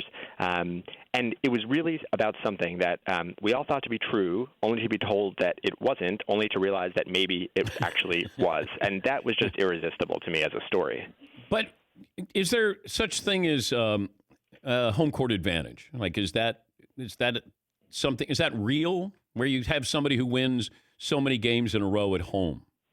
Well, I think, statistically, there are clearly advantages to playing at home, right? Teams are better at home. This is a little bit different, right? Okay. Because we all, this is sort of personal, right? It's individual. It's not a team thing. And I think the real thing here is one of control. There's something amazing happens when we do feel hot, whether it's in basketball, whether it's in life. I'm sure you've felt hot behind the mic sometimes, right? There are just times when you're in a zone. And the question has always been, is that real or is that an illusion? And I think it's something that we are still trying to figure out. I'm still thinking about it, even after spending all these years writing about it. But you have athletes who try to put themselves in the zone. Can you physically do that? I don't think so. In fact, I asked Steph Curry about this because in the book I write about the one night that Steph Curry was the hottest he's ever been was really a game that changed his life and the fate of the Golden State Warriors and the future of the entire NBA. And it was a game against the Knicks in 2013. The most amazing part about it is that the Knicks actually won the game. But no matter that, I asked Steph, is there anything that you can do to put yourself in the zone? And he says he doesn't know when it's going to happen or where it's going to happen or how it's going to happen or why it's going to happen. But once it does happen, you have to embrace it. And he did that night. He scored 54 points. He made 11 of his 13 threes. It was kind of the game that changed everything for him and for us and for, everybody who watches basketball. What about gambling, where you feel like you're on a roll, literally on a roll, or roulette or, craps? Does it play into that as well? Well, we think it does. Something odd happens when we walk into a casino. When we go to a basketball arena and Steph Curry makes 3 shots in a row, everybody thinks that he's going to make his 4th shot, right? That's the hot hand. When we walk into a casino and you go to a roulette wheel and the ball lands on red 3 times in a row, what research has shown is that people bet on black the next time. That's the opposite of the hot hand. It's called the gambler's fallacy. And to me, again, this is about control. When we have agency of a situation, when we are the shooters and when we're playing basketball, we think we can get hot. But when we understand that we were at the mercy of chance, we realize that we probably can't. And so the difference there is of skilled performance and random performance. Skilled is when you can really take advantage, and random is when you probably shouldn't. And believing in the hot hand can be disastrous. It can backfire on you and burn you a little bit. Do you know more after you've done this or less after you've done this? That is a great question. I technically know more about the hot hand, but it's sort of made me question everything around me. So it's possible that I just spent 3 years becoming less smart about something, which is always a great way to spend 3 years. Give me the athlete that you would love to talk to about this. Oh, about the hot hand. Well, it was Steph, and I did get to talk to him. We saw LeBron talk about it a few weeks ago after he made 5 threes in 7 possessions, and he says, of course, the hot hand is real, which makes him like every other NBA player. It actually might be Klay Thompson, just because you never quite know what's going to come out of Klay Thompson's mouth. And he, I think, I wrote about Steph, but probably the guy who embodies the hot hand is his own teammate, right? To score 37 points in a quarter is still an insane achievement. And I've watched that YouTube clip over and over, and I know those shots are going in, and I still have no idea how he actually does it. So I would love to insert some truth serum into him and just grill Klay for an hour about what that feels like. Ben, good luck with the book. We appreciate you joining us. Thank you, Dan. That's Ben Cohen, Wall Street Journal sports reporter and author of The Hot Hand. Yeah, I remember Jordan against the Blazers in the NBA Finals, where he looks over to the broadcasting team and basically shrugs like, I don't know what I'm doing here. You know, he wasn't a guy who shot threes, and he's making these threes, and he looks over and goes, I don't know. And I think we've all had that feeling, whether it's you're shooting hoops, you're playing golf, there's just something where you go, this is different. And you get in, like you don't think about it. A lot of times amateur athletes think too much, whereas the pros try not to think. They don't want to be, John McEnroe famously told me, I said, how do you do what you do? He goes, I don't know. Like he didn't want to break it down because then you start to think about it. An athlete doesn't want to go to the free throw line and go, okay, 2 dribbles, that elbow here, go. They don't think about it that way. The athletes are on automatic, they're on autopilot. The amateur is always thinking, and therefore you get in trouble because now it becomes mechanical. It doesn't become reactionary. And that's what, he's talking about with the hot end. Yeah, Paul. But is it kind of chicken and the egg where, let's say, Dan, you were playing basketball and you hit your first 2 shots. That could be a coincidence. But all of a sudden you feel confidence and you have less doubt in yourself and you're more aggressive. Like the coincidence of making your first 2 or 3 shots could be just a coincidence because you're a good shooter. Makes you think, now I can do anything. These guys can't control me, and it boosts your confidence. No, this goes back to Malcolm Gladwell, where he says, you basically need 10,000 hours, I think, to master something. And I think if you've done the work and then you get into a situation where you're making shots, then you know that you've practiced to get there. It's the guy, Fritzy will take his hook shots out there. He's not going to make 3 in a row. If he makes 2 in a row, I'm betting that he won't make the next one. But you get to the point where these guys shoot these jump. I mean, Klay Thompson has shot 1 million jump shots. When he gets open, he knows that he's in the right position. He's going to make those shots. How many opportunities does he get? Now he gets all those opportunities and he puts up 37 points in a quarter. I think that's what it comes down to. These guys, the repetition, like a golfer, 1 million swings. Tiger Woods is, how many millions of swings has he taken? So when we see him hit a shot, we go, oh, my God, that's unbelievable. Well, he's put himself in that position to be great. It's the guy who hits shank after shank after shank, and then all of a sudden it's a chip shot and it goes in. You're like, okay, that's random. That won't happen again. Yeah, McLovin. But you could take 1 million swings. You can never recreate the pressure of having to hit that putt on the 18th with everybody watching. Yeah, but he's been in situations where he's had to have those putts, so he's put himself in those positions before. It's just, it might not be like Phil Mickelson to win the Masters, but he's been in other positions, other tournaments where he's been on the 18th, where he's got to make a big putt. We've never had that experience. It'd be like I've shot thousands and thousands of free throws. But if you said, hey, at halftime of the Laker game, we want you to go out and shoot 5 free throws for charity. I went down to a basketball game at Rollins College last year, and I was shooting against the school president for some giveaways for the students. I was nervous as hell. And I can shoot. And I made the first one. I went, okay. And I was fine. I think I made 4 out of 5. But I was nervous in front of random people.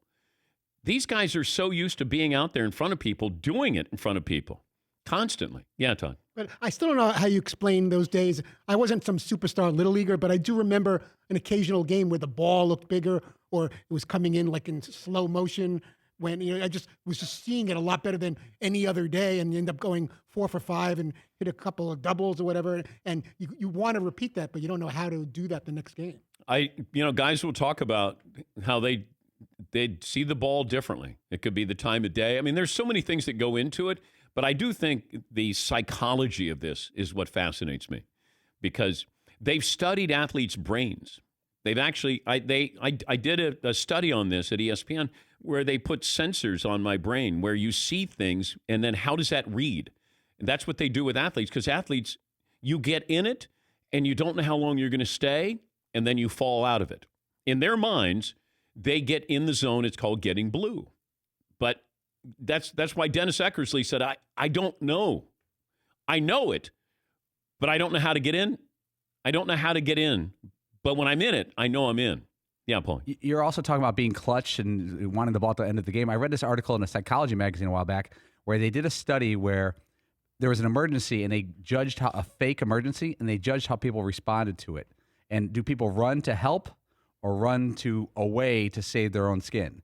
And they said they said on a lower level, it's similar in sports where the last shot, I want the last shot, or I'm going to get out of the way because I don't want to I'm going to stand in the background so I don't get the last shot. Well, the guys would have alligator arms. That's, when they didn't really want to take that last shot. So arms got a little shorter there and they didn't want to take it. I mean, it takes something inside of you that you're willing to risk that you want that moment. Guys live for that moment. That's why you always say you got to work the ball to such and such.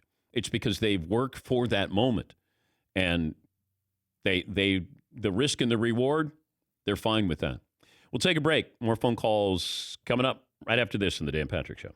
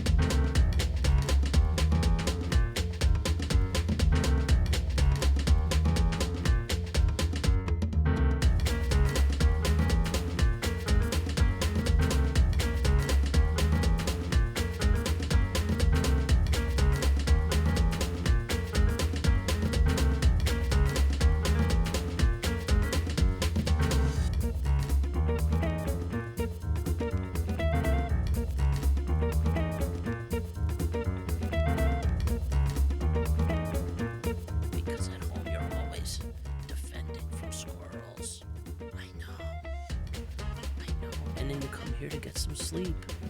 Look at that sleepy face. You're just a sleepy face dog. Oh, big yawn. I know. That felt good. You're a good pup, Pen. TV star. Diva. I know. You gonna bury your face now?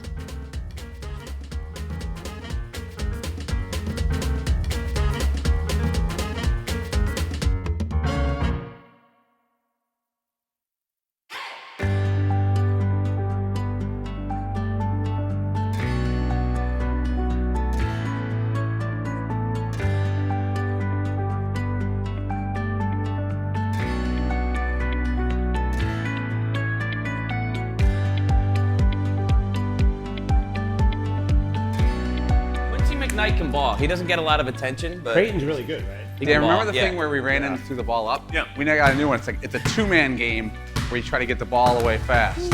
And then you just go up with it. It's like a Seaton hits me in the corner. You just put it up. You get rid of it fast. So far, it's not working out that well, but it's gonna. Oh, that's a new game. I still think we should be able to throw the ball at the shot. Like goaltending. Yeah. Yeah.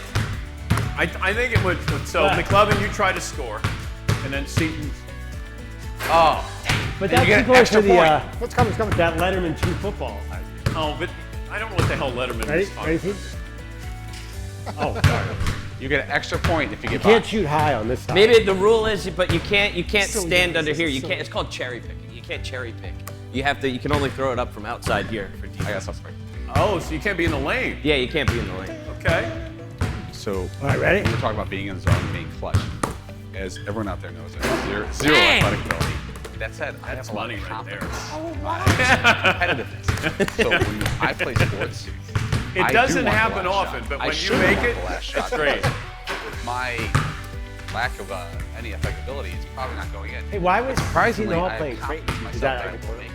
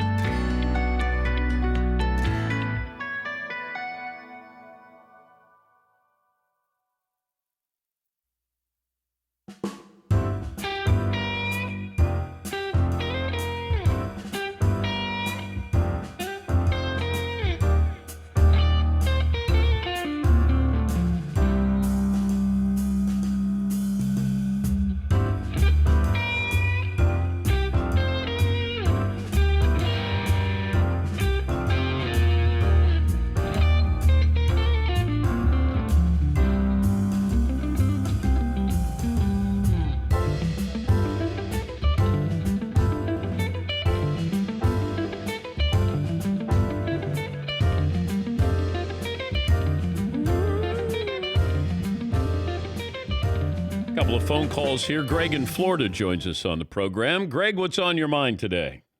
Hey, I got to hear some of your pickup game during the break. It was great. Listen, I played on the mini tours for a couple of years, and 2-3 years, and I had about 10 jillion golf clubs. And one day I went out and I shot a 27 on the front nine, starting out with a hole in one. Wow! And I think to your point of what you were saying before, I think it has a lot to do with hitting a million shots, doing what you're doing, but also it was an out-of-body experience. Felt like I wasn't doing much of anything. Yeah, and that's what guys will talk about. Thanks for the phone call, Greg. When you ask somebody about hitting a home run, what's it feel like? And they go, nothing. Like it's effortless. Whereas, you can hit a broken bat single and you have it ringing through your hands. There's just something effortless about this. And if it's a jump shot, if it's making a tackle, guys will talk about the perfect tackle. How's it feel? And they just said, there's nothing else like it. But it's years and years and years of repetition, though, that come into play. Rolf in Texas joins us. Hey, Rolf, what's on your mind? Hey, Dan. Thanks for taking the call. I wanted to do a follow-up from last week's call when I was on a conference call with my team, and one of my team members had his speaker off and was doing the show. So I fly up to our corporate headquarters this week, and we have a executive meeting this morning. So it's been a full week. I'm sitting in a room with my peers. We have a conference call going. The music's going just fine, normal conference call music. One of my peers looks at me and says, I thought that we were getting the Dan Patrick show streamed through the conference calls now. And I said, oh, I didn't know. I didn't hear about that. And he goes, yeah, somebody said. So it went from 16 people on my team to now it's throughout the company. People think that we're streaming the show. Well, you should be. What was funny, to add to the coronavirus piece, we're taking it very seriously. We have lots of people that travel around a lot of places. A lot of companies are shutting down non-essential travel. And one of the guys goes, well, if we're not doing it now, we should, because, we're going to shut down a lot of travel. And that might be, one of the good perks. And the IT guy said, do not let people know that they can stream on the corporate network because it will absolutely shut down our bandwidth. Uh-oh. All right. Yeah. Well, I'm there for you, Rolf. Thank you for the follow-up there. He caught one of his employees listening to the show. Yes, Paul. While we're at it, we can mention that everyone in America can watch our show while at work. I don't think anyone should not avoid a couple minutes. Yeah. I mean, I'm not hoping that you take down your company. No, but we're not against it. I'm just hoping that you're able to watch it. You have an understanding boss. It's youtube.com/The Dan Patrick Show. It feels like we're trying to do with away with the word "the," except for the Ohio State. Golf Channel is not the Golf Channel; it's Golf Channel. It's not the Staples Center; it's Staples Center. Are we doing away with the? Yes. So are you suggesting then that this should just be Dan Patrick Show, not the Dan Patrick Show? Yeah. NFL Network is not the NFL Network; it's NFL Network. But that's old school. It's almost like we're counter now. Yeah, I didn't know, but when the big German said, our YouTube channel is youtube.com/the Dan Patrick Show. And I said, oh, okay. Why not just Dan Patrick Show? So when you close out the end of the hour, say, right, you're coming up to a break here. Yeah. And you're just going to say, coming up next, we've got this stuff that we're going to go do. That's all coming up next on Dan Patrick Show. Yeah. I would just say on the show. You would usually say the Dan Patrick Show. Oh. Or this is the Dan Patrick Show. That's one of your big closeouts. Yeah. This is Dan Patrick Show. This is, yeah. I'm fine with it. I just had somebody say, why do you emphasize the Dan Patrick Show? Like there's another Dan Patrick Show? And I went, I didn't give any damn thought to this. I think there was, actually. I don't know if there still is. Oh. But it's more political based. Oh, no, that's the attorney. Lieutenant Governor. Governor. But he was a radio guy. Yes, he was. Yeah. Yeah. So this is the Dan Patrick Show. That's Dan Patrick Then Show. let's do THEE. The. Yes, McLovin. Is that because people wanted to save 3 letters in Twitter that they started getting rid of the? Because that's remember people were tweeting and they wanted to get all those whatever their conjunctions out. I don't know. Somebody just asked me that, and I figured you guys might know. Yeah, Paul. Remember the scene in The Social Network? I think was it Social Network or The Social Network? Yeah. I think it's The Social Network, where Justin Timberlake's character goes, "Drop the, just make it Facebook." Yeah, and he goes, "Oh man, yeah, the Facebook, the Motley Crue." Ladies and gentlemen, I heard, I saw where the Motley Crue is going to be in town this month. I think. No, here? Yes, Milford, Connecticut. I saw Oysterfest. Google. I think Motley Crue is The Motley Crue is going to be in town. It's not possible. They just had a few years ago their final tour ever. It's never happening again. Was it final tour or the final tour? The Motley Crue. One more item in the second hour, and it's our friends from ZipRecruiter. If you complete 4 out of 5 passes.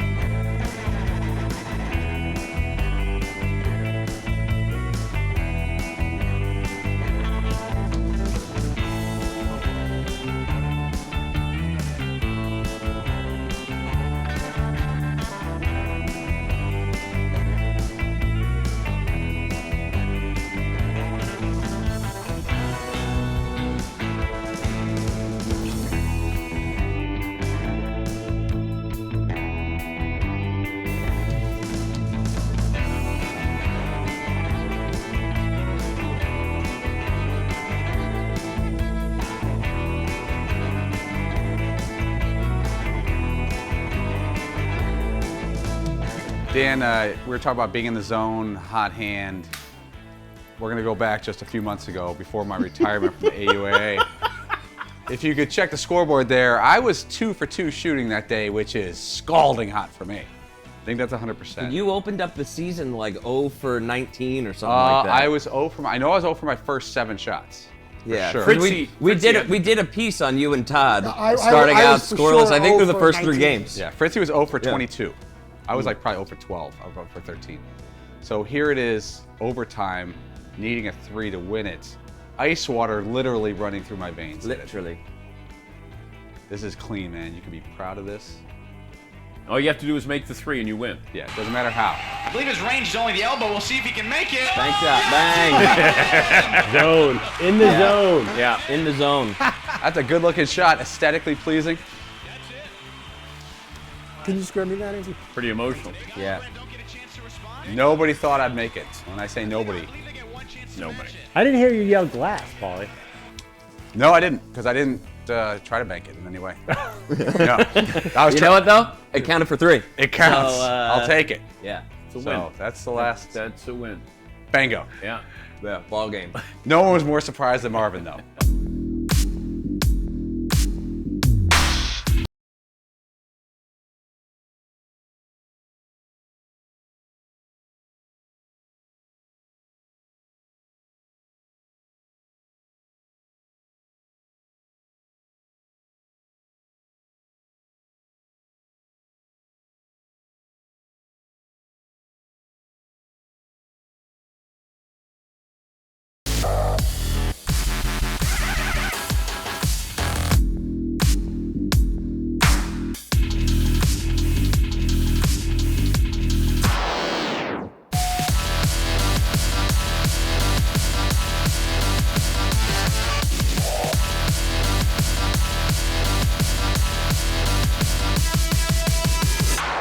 Buckle up, boys. Time to go to work.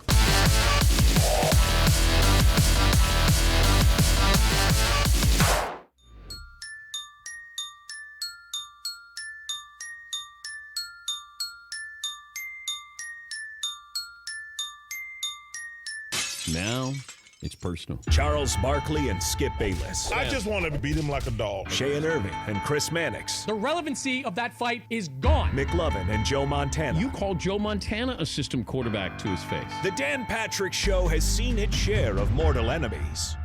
But we don't hold any grudges. But is there another?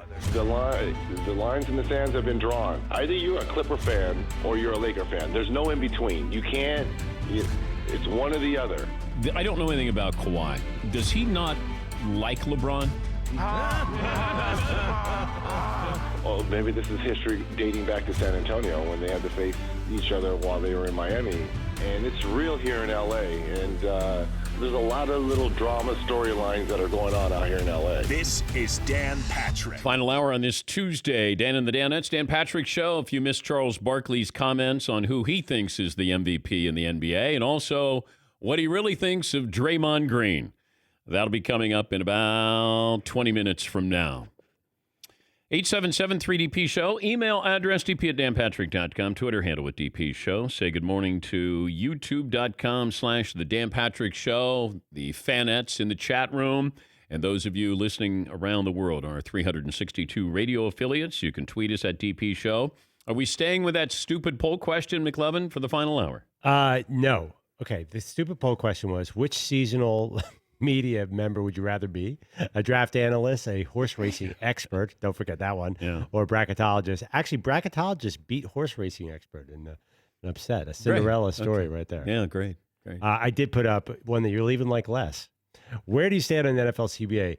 Don't care, just want to watch football. The players sound like they're getting a bad deal, or it seems like a good deal. Actually, right now, it's about a 3-way tie with don't care, just want to watch football. People care about this. I know you guys don't, but people are into this story. It's a reason to talk NFL. Well, I understand that, but the thing that we want to talk about is the 17-game schedule. Nobody wants to talk about, hey, what are you guys going to be testing for drug-wise? Oh, you're not testing. What kind of punishments do you have for PED? Nobody cares about that stuff. You don't think people care if they test for marijuana? Feels like that's a subject that hits a lot more of our audience than any other subject we have. Well, if it affects them that their boss is testing, then they would care. I don't know if they care that NFL players are being tested or not being tested there. But that's our poll question for the final hour. Depending on where you live, there's a whole group of colleges and universities you probably never think about except for 1 week out of the year. And that's this time of the year. It's championship week, college basketball. So you get to celebrate East Tennessee State like I did last night with that win over Wofford. They won the Southern Conference. Belmont clinched the Ohio Valley Conference. Winthrop, Big South champs. Bradley, this year's Missouri Valley champs. It goes on all week long. Small schools punching their ticket to the big dance. And I don't know if they stand a chance, when you get to the big dance, but we've seen some surprises. And, you've seen some pretty good tournament runs with teams and schools that you had no idea who they were or where they were. But it's championship week. It's unique. It's a special time and a great reminder of some of these smaller schools that we think about only 1 week come March. And it is fun. I like to see the excitement. I like to see those fan bases get a chance to have their moment where they get to storm the court. And it's a big deal. And then you're a 16 seed, 15 seed. And all you want to do is load up the slingshot. That's it. You just want a chance. And what other sport? College football doesn't allow you to do this because it's top heavy. It's 4 teams. That's it. College basketball, you still get to load up your slingshot and take it dead aim at Goliath. Yes, Fritzy. And what's more fun on Sunday when you see the schools, they're all sitting there with their coach on their floor, and they find out that they're in or what their seat is, and then they'll say something like, in East Tennessee State, you have a date with the Kansas Jayhawks. But it's always on delay that always bothers me because then you go, they're not very excited. And then they're like, ah! It's like a 4-second delay. Yeah, Paul. When I was at Southern Illinois University, I think our college basketball team, we won 27. I said they won 27 games one year, maybe 28. And we all went to this local little pub in Carbondale, Illinois. They hadn't made the tournament in forever and ever. And we're all sitting there and they're going through the thing Then they go out west and they go through everyone. Nothing. No, didn't make anything. It was the most wins ever for a college basketball team to not make the tournament. That party went from out of hand to ghost town in 20 seconds. It was one of the worst days because everyone's like, we're going out west because the West was last. All these kids from Southern Illinois think we're going to go to, play Pepperdine or play UCLA and nothing. Was that the year that I did a game down there? Yeah, you did a game. You did Murray State, right? Yeah, with Popeye Jones was playing. Yeah, Popeye Jones was the star of Murray State, and Southern Illinois had a pretty good team that year. And you were down there doing play-by-play, and we were sitting right behind you, and we tried to talk you into coming back to our fraternity house for a beer after the game. You said, I'll come by. I'll come by. I actually went to somebody else's house after that game. Local broadcaster, I went to his house, and I somehow emerged and found my way to O'Hare. A lot of people don't make it out of Carbondale, if you know what I mean. Oh, I slept through my first flight. I had an early flight. It's one of those where, like an early class in college where you go, yep, I'm going to sign up for that 8 o'clock class my senior year. And then you go, what was I thinking? Yes, Todd.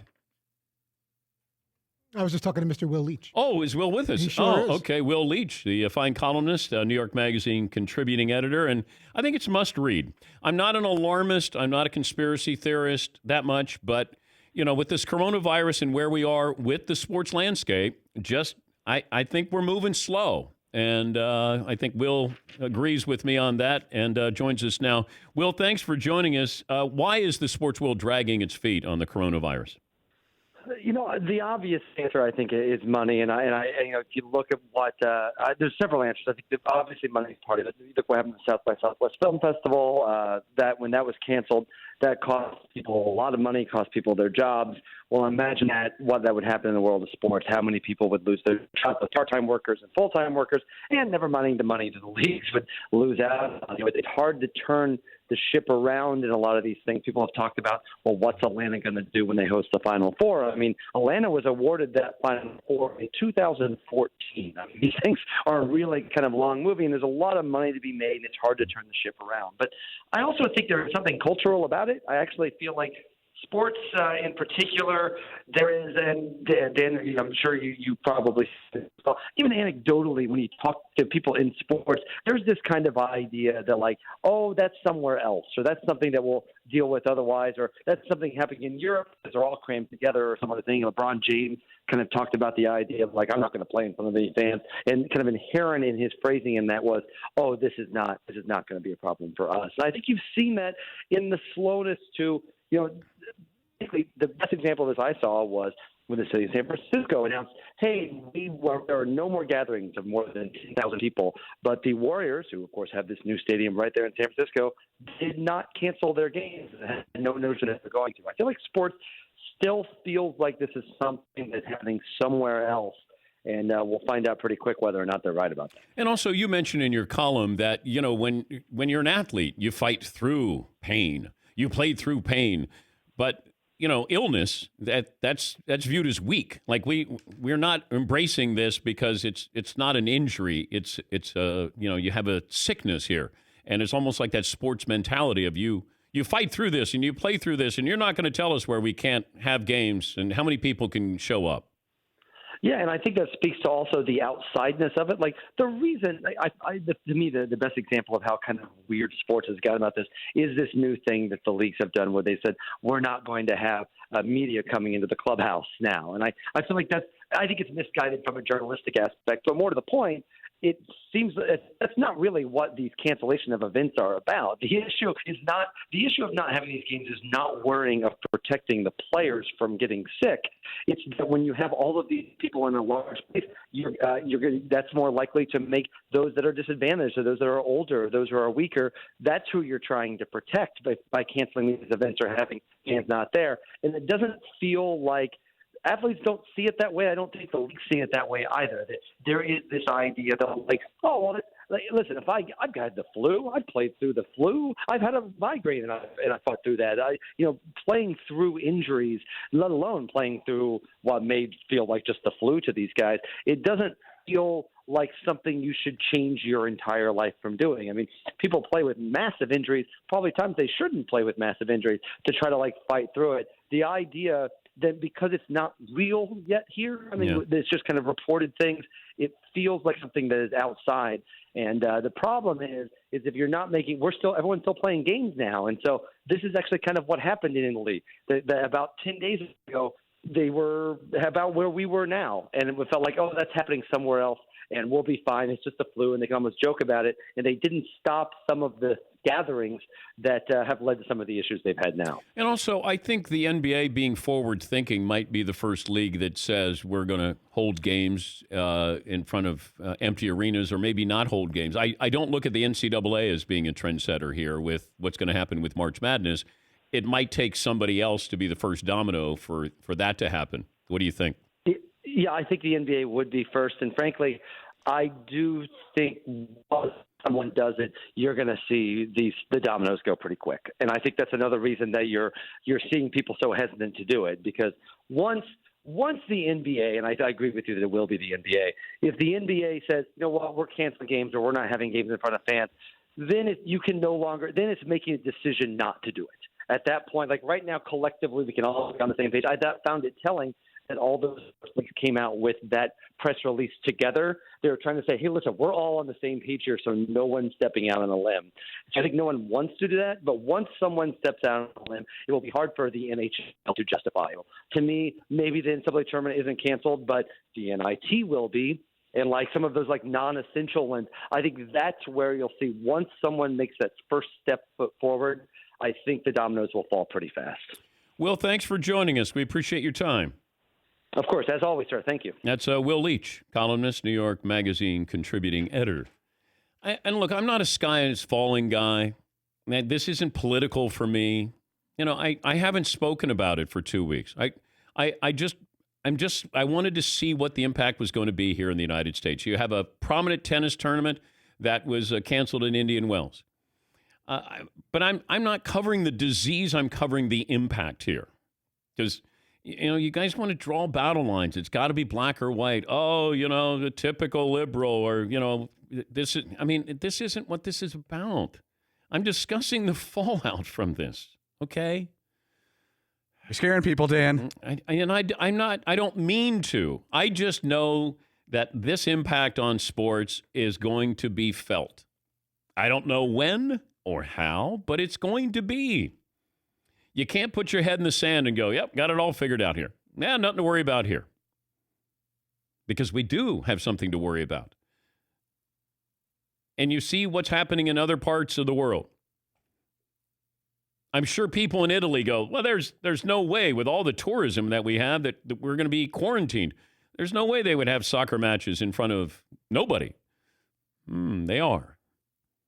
Oh, well, we wouldn't cancel the prominent tennis tournament. We did. Oh, we wouldn't limit the number of people who could go to a basketball game to at least 1,000, but no more. We wouldn't cancel one of the biggest music festivals in the world. We wouldn't cancel South by Southwest, but we did. And it's not being an alarmist. I would rather be overly cautious than to go, God, I wish I would have taken this a little more seriously. Because I think that's where we're headed. I think we're in denial because we're the United States. This doesn't happen to us. It is happening to us. Look at the stock market. That's just based off fears because nobody knows anything. As soon as they know something and we've, corralled this, got it under control, then, probably things will go back to normal. But until then, I don't know. I can't sit here and say, boy, how would you feel going to Atlanta for the Final Four? I don't know. Lee in Atlanta joins us. Hey, Lee. Hey, buddy. 6'3", 247. I guess I have one quick point. I really think that they will not have people in the stands in Atlanta this year for sure. I had a buddy last night tell me that he has Final Four tickets. He knows he's probably not going to be able to go now. I just want to get your guys' thoughts on what if somebody on the Lakers we're going into the playoffs another 6 weeks. The way this thing's spreading, we have no idea. What if somebody comes up on the Lakers, the week before the playoffs and they get the virus? And, you're going to quarantine the team? I mean, there's so many unknowns. I feel like it's going to affect sports way more than just fans. But Lee, I'll deal with that when we get there. I don't want to do hypothetical. I'm trying to cover stories that are actually happening, not, hey, what if the hypothetical? Because that's dangerous. I don't want to do that. All right? And I hope you understand. I love talking about sports. I love talking about, the actual games, the athletes. But, we've seen this before where the real world intersects with sports. And then we talk about it because it needs to be talked about. Just saw this where ESPN is not going to be able to pry Al Michaels away from Sunday Night Football. They had hoped to create a dream team there with maybe Peyton Manning. Andrew Marchand of the New York Post has been all over this story. NBC Sports has declined ESPN's initial request to engage in trade talks to acquire Al Michaels. This according to sources. Let me see. What else is on here? Albino has 2 more years remaining, and it doesn't say Albino, but that's his nickname. Albino. Mike Tirico is already set to take over at that time. Tirico may call more games over the next 2 seasons. The new face of NBC, which there could be a potential path of NBC sports executives change their mind, and Michaels wanted to explore a move. Now, here's the only thing I thought that was a possibility here. Because knowing Al Michaels, and he's still got his fastball, he wants to do the 2 more years. That's the last year of his contract. They would have the Super Bowl at NBC. But what if he says, Al plays golf whenever he wants. Al's got a great life. But he's able to call play-by-play for football games, and I just don't see Al going, hey, I'm not going to do anything but play golf. What if Al still wants to do play-by-play and says to NBC, I'd like to go to ESPN. I'd like to do this for 5 more years. Because NBC can't guarantee him 5 more years. Because you got Tirico, who came over from the mothership and was eyeing Sunday Night Football. Now, Al is there and still there. Still doing a great job. But ESPN has not yet informed Joe Tessitore or Booger McFarland that they will not return to Monday Night Football. So is that decision made that they won't be returning or not made? Yeah. Maybe it should be ESPN has not yet made a decision on whether to bring, because if I'm Joe Tessitore or Booger McFarland, ESPN has not yet informed Joe Tessitore or Booger McFarland that they will not return to Monday Night Football. That doesn't sound good. Yeah, Paulie. If I'm Joe and Booger, I just turn my phone off until September. Just show up wherever that first game is scheduled. Say, hey, man, I've been out of the country. They could show up and all of a sudden they're going, what's Al Michaels? Well, I'm ready to go. Booger walks in. He's a big guy. No one's stopping him. Yeah, well, that might stop him in his tracks if he walks in and there's like, hey, Peyton. Hey, Booger. What are you doing here? What are you doing here? Oh, boy. Yeah, so I didn't know if that was going to happen with Al. But if Al wants to do more play-by-play and do marquee games and do Monday Night Football again, I don't know. I don't know if that's one of those where he says, hey, I know the writing's on the wall and Mike Tirico is going to do this. Why don't you let me go and then I can sign I could do the next 2 years there. And how about this? I get to come back and be part of the Super Bowl with NBC.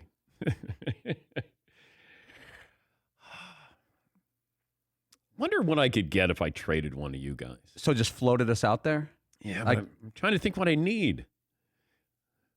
Paulie, if I was going to use you. Trade bait? Yeah, trade bait. Like, what could I get? Seaton's younger. You know, that you always want that younger guy. He's younger than me. I feel versatile. Yeah, versatile. He's got a better jumper. I feel good about what I do, but I don't know how much I bring back to you. Yeah, I'm trying to think. See, it feels like Fritzy would be the guy. He's Rarefied Air is one of the better bookers in the business. He's not medically cleared, though. Yeah, I know. Tua Tagovailoa is in better shape than Fritzy is. I think you could be of value to somebody who needs to, book like Daniel Jeremiah or something like that. Nice. Maybe something like that. Daniel Jeremiah's not as easy to book as you think. Very busy guy. Yeah. Dan Bickley, trying to get him on. The elusive Dan Bickley. Is that 10:20 or 10:45? I was trying to get a clear picture. Mountain Time, Pacific. We got. I know. Is that 10:20 we'd prefer? Do we want to do something else? I know we don't want to back up guests back to back. I would never trade you guys. And you have no intention of trading it? I have no intention. No plans? You guys have not been informed yet if you will not be back with the Dan Patrick Show. No. The fact that the guy who was getting breakfast for us 3 weeks ago is now doing graphics for the TV portion of the show. Do we want that knowledge out there? All right, it's already out there. You supply unprecedented opportunities. That's not how the business works. You have to go years and years to get these kind of gigs. Tyler, the creator, his job is to basically walk the big German's dog and clean up after the dog. Now he's monitoring the chat room, and he's the backup cameraman. I can't afford to get rid of anybody here. If you were going to franchise one. Oh, man. Franchise tag somebody. Franchise tag. I'd probably go the big German right now. He might be the most valuable guy in the building. Yeah. Because I said, hey, can you direct? Yeah, it can't be that hard. I go, I think it is. And so the big German brings his dog in there with Dylan, who was getting breakfast for us. And that's our control. That's our uncontrolled room. Oh, man. Beauty. Yes, Todd. I just love it. What places on it for a national radio TV show can you climb the ladder that quickly? In this business, that's just about impossible. But Colin Cowherd said I had like 30 producers or something, right? 37. 37? 34? I don't know. I lost track, but this is all I got. I wonder who wrote that bit for him. Wow. I have a ceasefire with Colin. Oh. Now, I'm in the Fox Sports lineup there, and I have a ceasefire with him. I moved on. He apologized to me. He did reach out privately and apologized. That was a few years ago. That's good. That's good. He should respect his elders, guys who win all the awards. We'll take a break. Charles Barkley will join us coming up, get his thoughts on the MVP and also what he really thinks of Draymond Green. That's next. This is the Dan Patrick Show. Discover matches all the cash back you earn on your credit card at the end of your first year automatically. No limit on how much you can earn, which is amazing. What? Yes, Reggie. It is amazing. In fact, even more amazing that all the places that take credit cards, over 95% of those places in the United States take the Discover credit card. What? Yes, Reggie. So get used to hearing the word yes more often. This, according to Nielsen Report 2019, discover.com/yes. Limitations apply. What? Yes!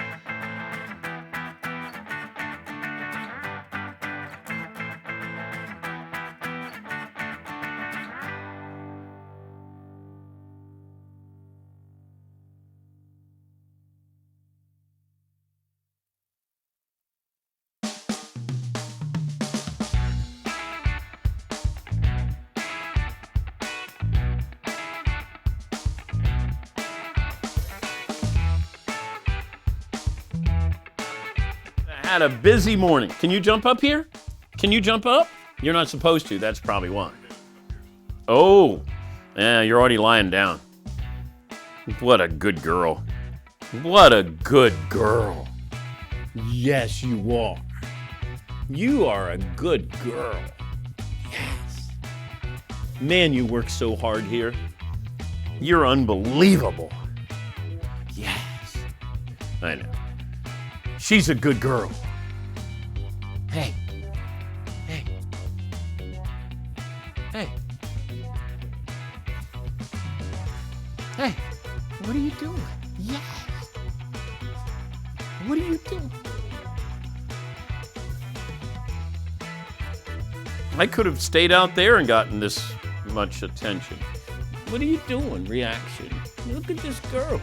Yes, this girl is good. Yes, you are. All righty.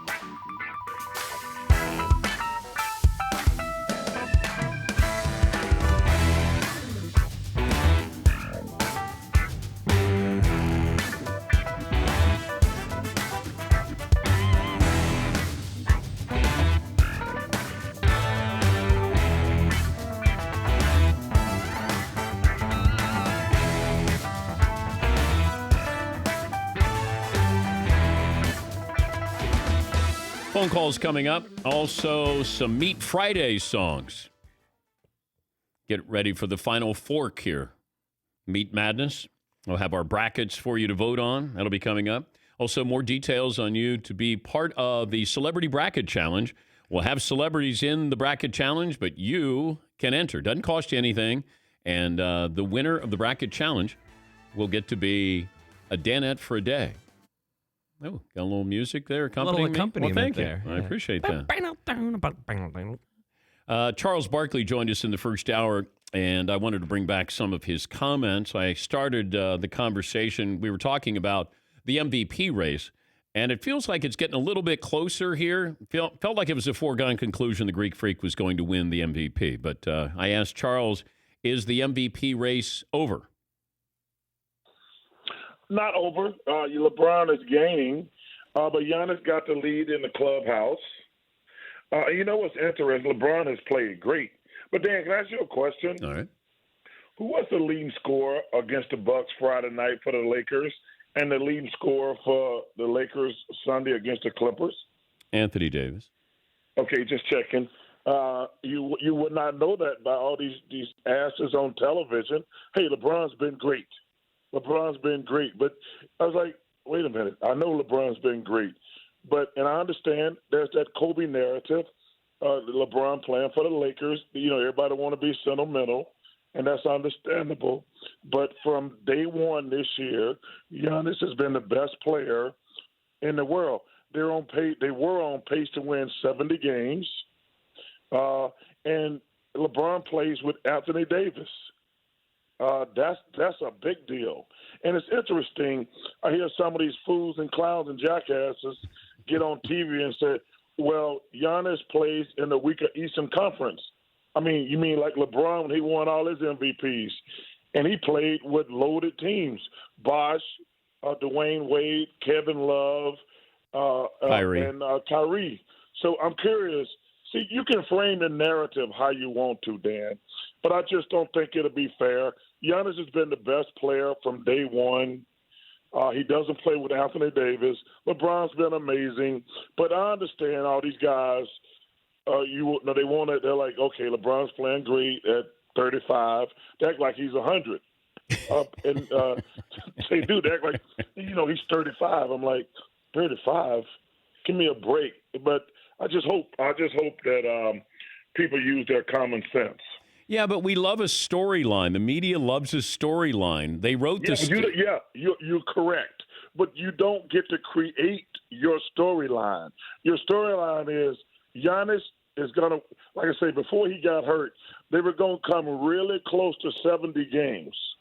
Really close. He's playing with Chris Middleton, who's an all-star.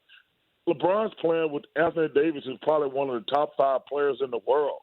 And then, like I say, they say, well, Giannis plays in the East. I'm like, LeBron, when y'all were bragging all those years he made it to the finals, he was playing in the East. So, like you say, you're right. The media wants to change the narrative and make it what it is. But in just my opinion, Giannis has been the best player from day one in the NBA this year. I saw where you're going to auction off a lot of your memorabilia.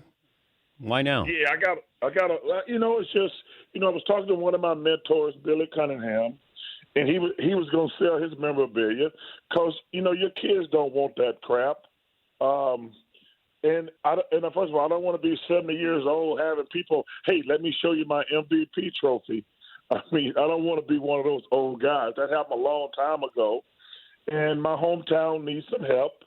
I was down visiting my friends in the last couple of weeks, and my side of town is not great. And I think that I got an autograph deal with Panini, and the guy said he can get a lot of money for my MVP trophy, my gold medals. But my daughter, I asked her, because she's the most important thing, I said, do you want this stuff? She says, I'll take a gold medal, and you can auction off the rest. And I got a lot of good stuff. I got a flag, a United States flag, signed by everybody on the Dream Team that I stole from Barcelona. It's one of the coolest things. It was laying around. it was, and I grabbed it and I got everybody to sign it. It's actually on the wall in my house. I got a lot of really good stuff, and then I don't need that stuff. It's sitting around the house. It's actually around my mother and grandmother's house. They both have passed away, and like I said, it's going to be great for my hometown because it needs some work. What can I buy? Dan, you can't afford anything probably that I got. Okay. I'm just curious if you had something, like I got the Danettes too that we can kind of pull our money together and I could buy something. Dan, you know what? I apologize. You know what? You probably are loaded. As long as you've been in the television business, you probably are loaded. Because you know what? You probably, and I'm giving you a compliment, you're in the conversation for probably the longest person who's been on television, on major networks. I'm trying to think who's in the conversation with you. I mean, you might have you've had one of the greatest careers ever, but between you being on other networks and having your own thing now, you've had one of the longest careers ever. Well, thank you. No, I mean that's incredible. I'm kind of. How about your Dayton Flyers? They look pretty good. I wish that they weren't getting this much recognition. That makes me nervous. They're a little too hot right now. Well, I hope that the young kid Obi wins the Player of the Year. I hope Anthony Grant wins the National Coach of the Year because they've been great. Yeah. I've been studying them for the last couple of months, man. They got a shot. There's no great team. There's probably 20 really good teams. It's up for grabs. I think Kansas will probably be the favorite, but they're not a strong favorite because Dayton, Gonzaga, Baylor. I thought Baylor might be the best team, but they've lost 3 out of 4. But it's this. I think, like I say, this is going to be the best without the coronavirus in the conversation. This could be the best Final Four NCAA tournament ever because of all the upsets. Now, you've had a great career and a long career and 2 Hall of Fame careers as a player and a broadcaster, but I was sorry to hear that Draymond Green is going to take your job. I don't know how soon that's going to happen, but is that this year or next? When does Draymond Green, because he's not going to be in the playoffs this year, but is your job safe? My job is safe. Dan, Draymond Green he's a nice guy. I like Draymond, and he's a good player. But you know what he is? He's like the guy in the boy band who's the least important member, and he think the crowd is like cheering for him. He doesn't realize he's standing next to Justin Timberlake. Yeah, he's the least famous person in the boy band, and he thinks he's a star. So he's Joey. He's Joey Fatone.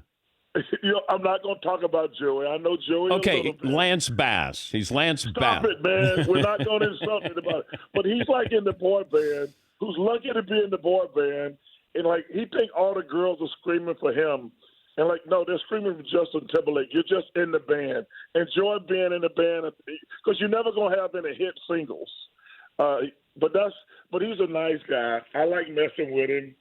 I do. I like messing with him. But first of all, he don't have a face for TV. He's got a face for radio, so he's not going to get my TV gig. Would you trade your career for his career? No, my career is what it is. I was a great player.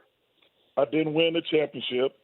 But there's a lot of guys who didn't win the championship are much better than some of these guys who get championship rings. Man, my career speaks for itself. I didn't win it. I always find it fascinating when people want to try to shoot you down. They say you didn't win a championship. It is a team game. And it's a team game. But also, some of these guys who got rings, they were just on the team. They were bus riders. They wasn't bus drivers.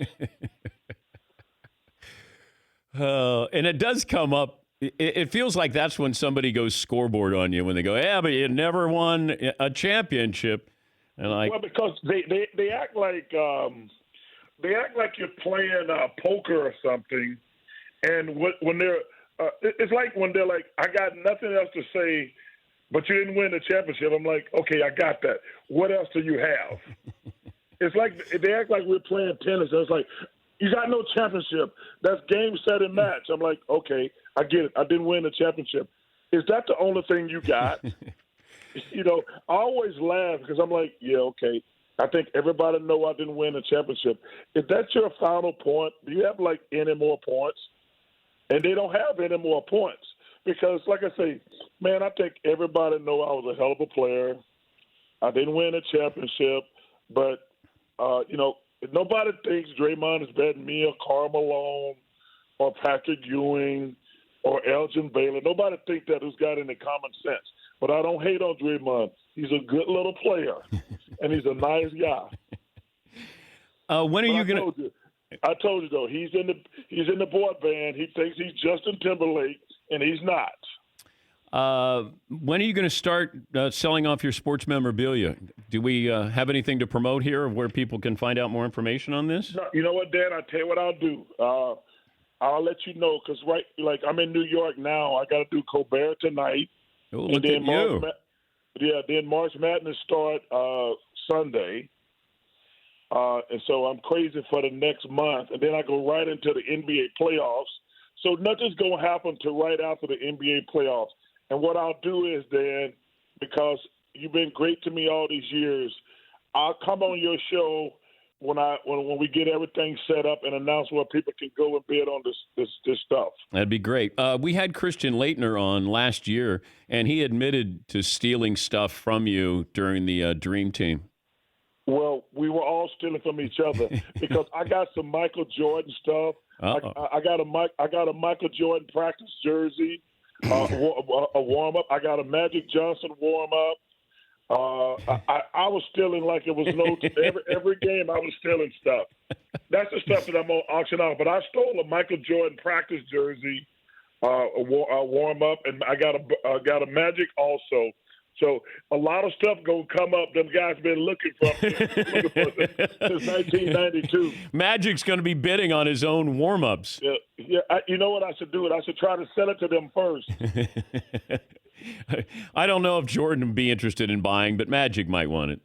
Yeah, but no, it's going to be great, man. That's I'm good. Really excited. I'm really excited about that. Have fun with March Madness. We'll catch up with you again, and always appreciate you joining us. All right, my brother, you take care of yourself. You guys take care.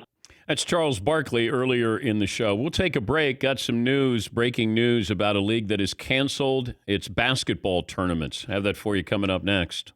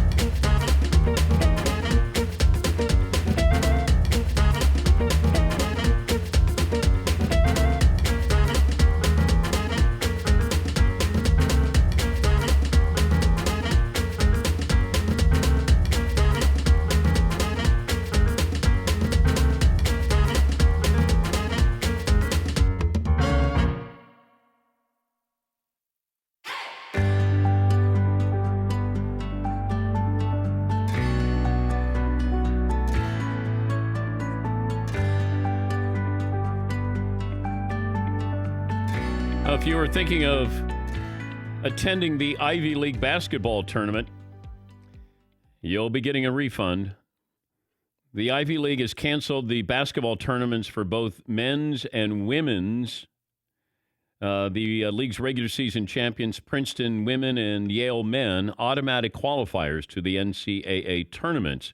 But this decision has been made in accordance with the guidance of public health and medical professionals to discourage and limit large gatherings on campuses in light of the coronavirus situation.